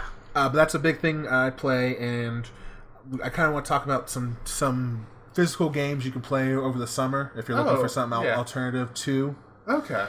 Two of the suggestions are one being Magic the Gathering. Dominaria just came out like a month ago. It's the newest set, and if you're a nostalgia slut like I am, you'll love Dominaria. Okay, I might have to look that up because like I stopped playing standard Magic because it's just way too much money. Right. It is. Yeah. Playing standard is a lot. So I recommend that, and then another card game I recommend, which isn't getting a lot of love, or it's getting some love but not as much. Dragon Ball Super, the TCG. Oh, it's not, in my opinion, it's not as good as the Dragon Ball Z card game. Okay. It's more numbers. It's your traditional. If you played a card game recently, it's almost all of them are. It's all about like comparing numbers, and that's it. Like, I feel like that's a lot of card games, really. It's almost like a math simulation. For TLDR, for most, but yeah, you have to put your own spin to it. Do they add a spin to it? Kind of. Okay. There's a break system, which is now popular with these type of games, where you have like you deal damage to life, and you get a card when damage is dealt to your life points. Yeah. The spin is actually, if you've played Vanguard, which is another. I remember we tried that at one point. Yeah, it's very similar to that in a lot of ways.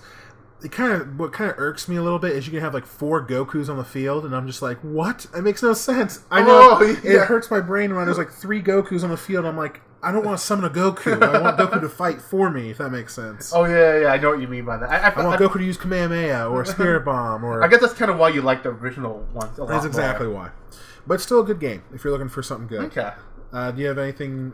So my potpourri is, I guess I'll put one game out for this case. All right. Ignore the first one. It's Paranoia. Okay. So it is a pen and paper game, and it's if you're looking for something to play this summer, only the DM technically has to know the rule. Fun. Huh? And so the only rule that you have to know as a player is you have to roll for dice. Right. That's obvious. And what's called the Roy G. Biv roll. Okay. So red, orange, green. You know the whole order of the rainbow, right? Yeah, of course I do. I know Roy G. Biv. He's my best friend. Go on. So you got to follow that order. So like if you have a red clearance, you cannot go through a door that has a yellow clearance. Got it. But if there's a button, right, it says the word red on it, but red's in blue. Do you press the button? Oh God. Do you press the button? I would, because I'm a moron. All right. Now here's the thing, right? I can say you pass, right? Right. And then Troy would do it, right? If he presses the button, I can say you're dead for not doing it. So basically, the DM controls the rules in a sense. But he's God, just like in Dungeons and Dragons. He's supposed to be like a god, right? But like the god can be whimsical, and got it. And your job is just to troubleshoot any prop mutants. This is kind of like a board game, right? It's a pen and paper game. It's a pen and paper. So I think this is like a great introduction to pen and paper because you as a player do not know how to know anything about the rules. Just the DM or the GM, depending on just the DM/GM has to understand the rules so that he can tell what everyone at least has to do. Nice. So if you're looking for a fun game where you don't, I know with us we have all these friends that a friend who'll be on later. He's a big horror movie fan. BJ, Brad, everyone calls him Brad. I'm used to calling him blowjob. I'm not gonna lie. I'm sure he loves that if he's listening to it. I mean, it's high school. I'm like, like in my head, I call him BJ, but in my head, I'm still thinking blowjob. I've been calling him BJ since we met, so that's how I roll. Before, when our minds were innocent still. So, whenever he's a huge board game guy. Actually, believe it or not, he has like volumes of board games. I would not know that from. Here's the problem: he doesn't want to learn them, so it always comes to me, and then I have to teach him his own board game. And so this sounds great for that because it's so annoying for me to have to learn the rules and then me teach everyone the rules. That's exactly the point. So this is a really good way if you just want one person to, If you want to introduce someone to pen and paper, I think this is one of the best. Because, like you said, they just have to know what that rule was that I just told you. Right. And never to ask, are you a happy communist? Is it kind of, to me it sounds kind of like, have you ever heard the Stanley Parable? Yeah, it's sort of like that, actually. But, like, the other rule that you should not know is... No one's allowed to ever say, "Are you a happy communist?" Got it. Makes sense. There's no such thing as a happy communist. No. So here's the thing, right? If someone asks you, "Are you a happy communist?" You say no. Friend computer, which is like the DM, be like, "Oh, you're not happy. You're dead." Got it. But if you say yes, you're a communist. You're a communist. You're dead. You do not answer. You irritated friend computer. You're dead. So it's like a very. It sounds like a. That's supposed to be like an introduction to how to play the game. Yeah, it sounds like a very fun, funny game. It's supposed to be a very fun game. Comedic. Yeah. Slightly comedic, slightly because the whole goal is to problem shoot and try to be the last one alive. Sounds fun. So you could try to sabotage someone, but you also try to not get caught sabotaging. So that sounds like a real fun game, actually. Yeah, I think try it. I've never played it personally. I'll have to find the book. I have it somewhere. Okay, yeah, if you definitely try it sometime. Let's see. At this point, you guys are probably counting how many times I've said I just keep looking at my notes. So, something I want to talk about is there's a game I've been playing recently. Ever since the announcement of Let's Go Pikachu and Let's Go Eevee. Oh, yeah. I played this game back in 2016 when it launched on the phones. Okay. And I stopped like immediately afterwards because they bungled the launch. That's Pokemon Go. Yeah, that makes sense. I'm playing again, kind of, because of the announcement, kind of. It's fun. Pokemon Go, it's like a collecting game. I feel like as a game, it's not basically, whenever I'm outside, which is super rare because the sun burns, I take my phone with me and I just see if I can collect. It's more of a collection game. I mean, that's what Pokemon is. That's what Pokemon is, right? It's a bug collecting game. Okay, that's true, actually. Yeah, originally. But there's no combat. The combat in Pokemon Go is tap your screen until you fall asleep.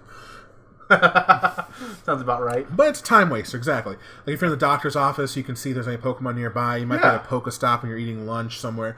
So there's a lot of stuff you do. I've been playing this again recently because there's some Pokemon Go backwards compatibility with this new Let's Go Pikachu, Let's Go Eevee, which is a remake of Yellow on the Switch. It's not the mainline game. There is a new mainline game coming out in the second half of 2019, they said. Okay, that I did not know when that was coming. I knew there was a mainline game. Yeah. I didn't know when that was coming out. That's coming out the second half of 2019, and it will have new Pokemon, new story, all that. And I'm it will be on glad. the Switch. Yeah. Pokemon will never die. That's good. I've been playing that. It's pretty fun. It's hard to resist when you're driving, and I can see the horror. I'm like, I kind of want. This is like a cool spot. I wonder if there's any Pokemon here. I mean, it is a red light after all. Oh man! I mean, you know the asshole next to me is texting at a red light anyway. So I'm like, what's the diff? I am that asshole. I do not advocate it. I do not advocate using your phone while texting while driving. I'm winking right now. I mean, I don't advocate it, but I'm fine with it at a red light. Yeah, I don't advocate it. I mean, I believe I like to read books instead while driving. I'm much more highbrow. I read Harry Potter. I've seen people who've done that. I'm like, all right, do I speed up or do I slow down? Watch season 5 of Arrested Development while driving. You know? So, oh man, that's another time when if we talk about video games. Video gaming while driving? No. So actually, so when I used to go to tournaments, actually, we'll talk about it now. There's a guy named Kyle who drove us with his minivan. He had a TV, so we'd practice on the way to play. Nice. But he'd be driving, and he would like look behind us, like, "Oh, good job!" Like yell at and keep watching while driving. We're like, "Kyle, look forward." Way to throw Kyle under the bus. No, but like everyone who's driven with him knows about this. Yeah. And it's kind of It's kind of stupid. Yeah, I mean, we do a lot of dumb things while driving. I so far have been resisting the allure of Pokemon Go while driving. You can't anymore. There's like a thing going, "Hey, you're going too fast." So apparently you can't anyway. Oh, that's at least responsible. Responsible. I do like that. I don't recommend. Like, I'm not gonna say go out and play Pokemon Go. It's something. If you love Pokemon, yeah, you're probably already playing. You've been playing it the entire time. I'm the loser who gave up on it after like a month, like a fad. I'm a fake geek because I gave up on the fad once the fad ran thin. Not the fact that the fact that finding the Pokemon was broken when it launched. That's what threw me off. I was done with it. You couldn't find what the Pokemon were, and you still really can't. I'm kind of peeved at that. They never fixed it. Not 100%. It also feels like if you're like from what I've understood, if you're like in an open area versus like. I mean, not over here, like a crowded area, versus like in the middle of nowhere. More people in the crowded area is getting love in that game. Yeah, because the Pokestops, which is how you refill your Pokeballs, and otherwise you gotta open that wallet up. Yeah, I feel like that's a problem. Yeah, it's a game to play for as a time waster. If you're a Pokemon fan, you've probably never stopped playing it. I do think that the demographic of that game was really off. Yeah, definitely. Because it's supposed to be a worldwide release. Yeah. But it honestly felt like it's more catered to like the Asian countries where you could get to you could pretty much go. Yeah, I'm like right next to the Cox Arboretum, which is a park, not a sexual position. So there's a lot of Pokestops there, but that requires me to go there, and there's nothing to do in a park but like look awkward like a man-child on your phone. You know, if you're like playing. I hate when people go, "Hey, are you playing Pokemon Go?" It's like, not anymore. I'm not. Leave me alone. Yeah, no shit. Yeah, I'm playing Pokemon Go. You caught me. I feel like it's like a taboo. You know? Yeah. Like people like judge you. You too good for nature. Yes, I am. Pokemon Go is the only reason I'm going outside today. It's sunny. My skin doesn't do well in the sun. My skin does well in the sun, as you can tell, but I'm really dark. Way to pull the race card. Oh yeah, I know. I'm actually pretty dark. Like I am tanned. Like I don't know if you know, it's actually. He's showing me this, but you guys can't see it. So I'm actually pretty light colored skin. He has farmer's type tan. I have a farmer's type tan, so yeah. Someone goes outside. I don't. Yeah. I don't believe in it. I'm pale. I'm equally pale throughout.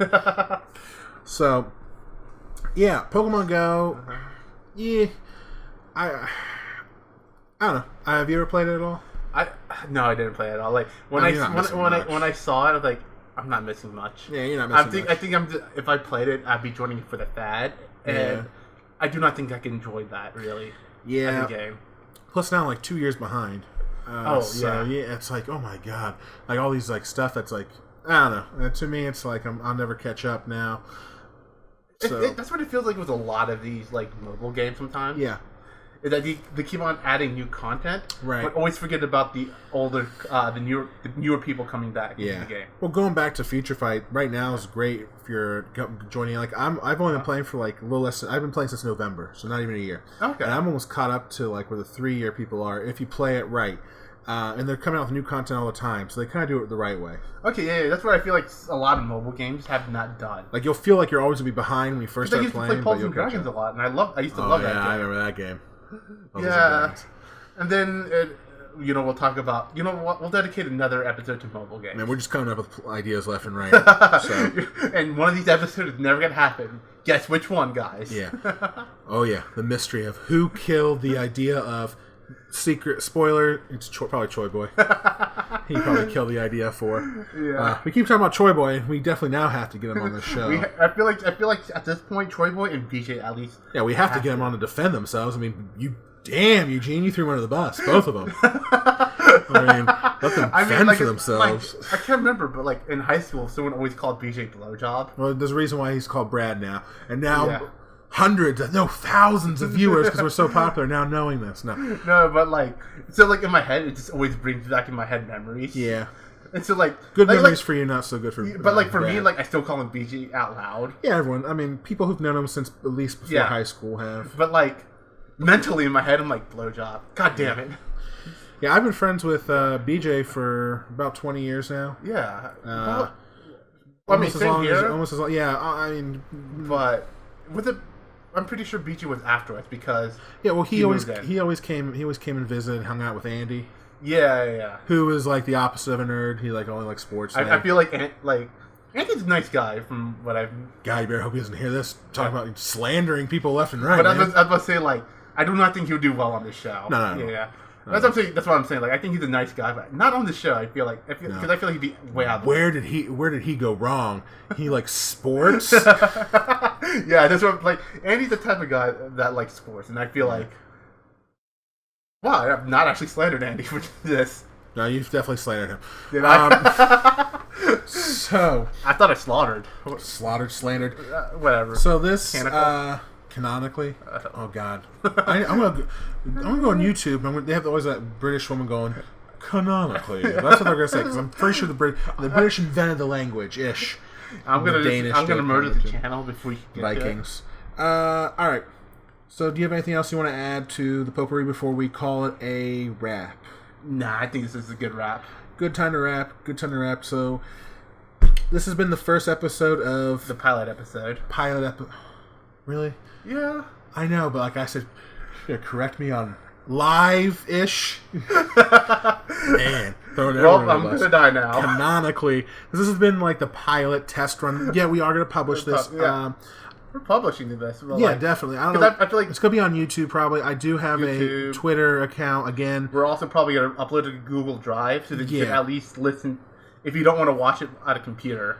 Yeah, so we'll have several Or ways listen. for you to. We're not going to publish it yet. We want to get this thing going. And I mean, like, if you feel like you need to say something, like you want to change on this, Yeah. please feel free to comment. Feel free. Comment. We'll just tell you to fuck off, but I mean, you can feel free to. I mean, like, if I feel like We listen to. That was a joke. They could see my eyes. I know, so, but okay. No, the problem is they can't tell us that. How can they? Look at him belittle you guys, talking know. like you guys patronizing. Yeah. So we're gonna post this on YouTube, Google Drive. You said I'm gonna also put it on Google Drive so that we'll figure out some other places. Follow it on And Twitter. Yeah. Facebook, obviously. You're probably friends with me. Those of you listening, maybe not. Maybe just really need to make a randomly real somehow. Facebook. Maybe you just yeah, you do. Maybe you just somehow randomly stumbled onto this. Good for you. You're in for a golden treat, like a dog, a golden nugget treat. Golden Nugget's a great breakfast place. Oh God, I want golden nugget. So yeah, this has been the first. I'm sorry, before Eugene corrects me again. Pilot episode because not the first episode. Even though it's the first episode we've ever done. I know, but I feel like this. Pilot episode. I feel like this is more of a pilot. I mean, look at our time goal versus our current time. My time goal is an hour. We're only an hour off. Because I do feel like we could be mainstreaming this after this. Yeah, we're gonna streamline this a little bit. That's why I feel like when we we want it to be. It's gonna be a little longer. Normally, I'm looking for an hour 20, roughly. Okay.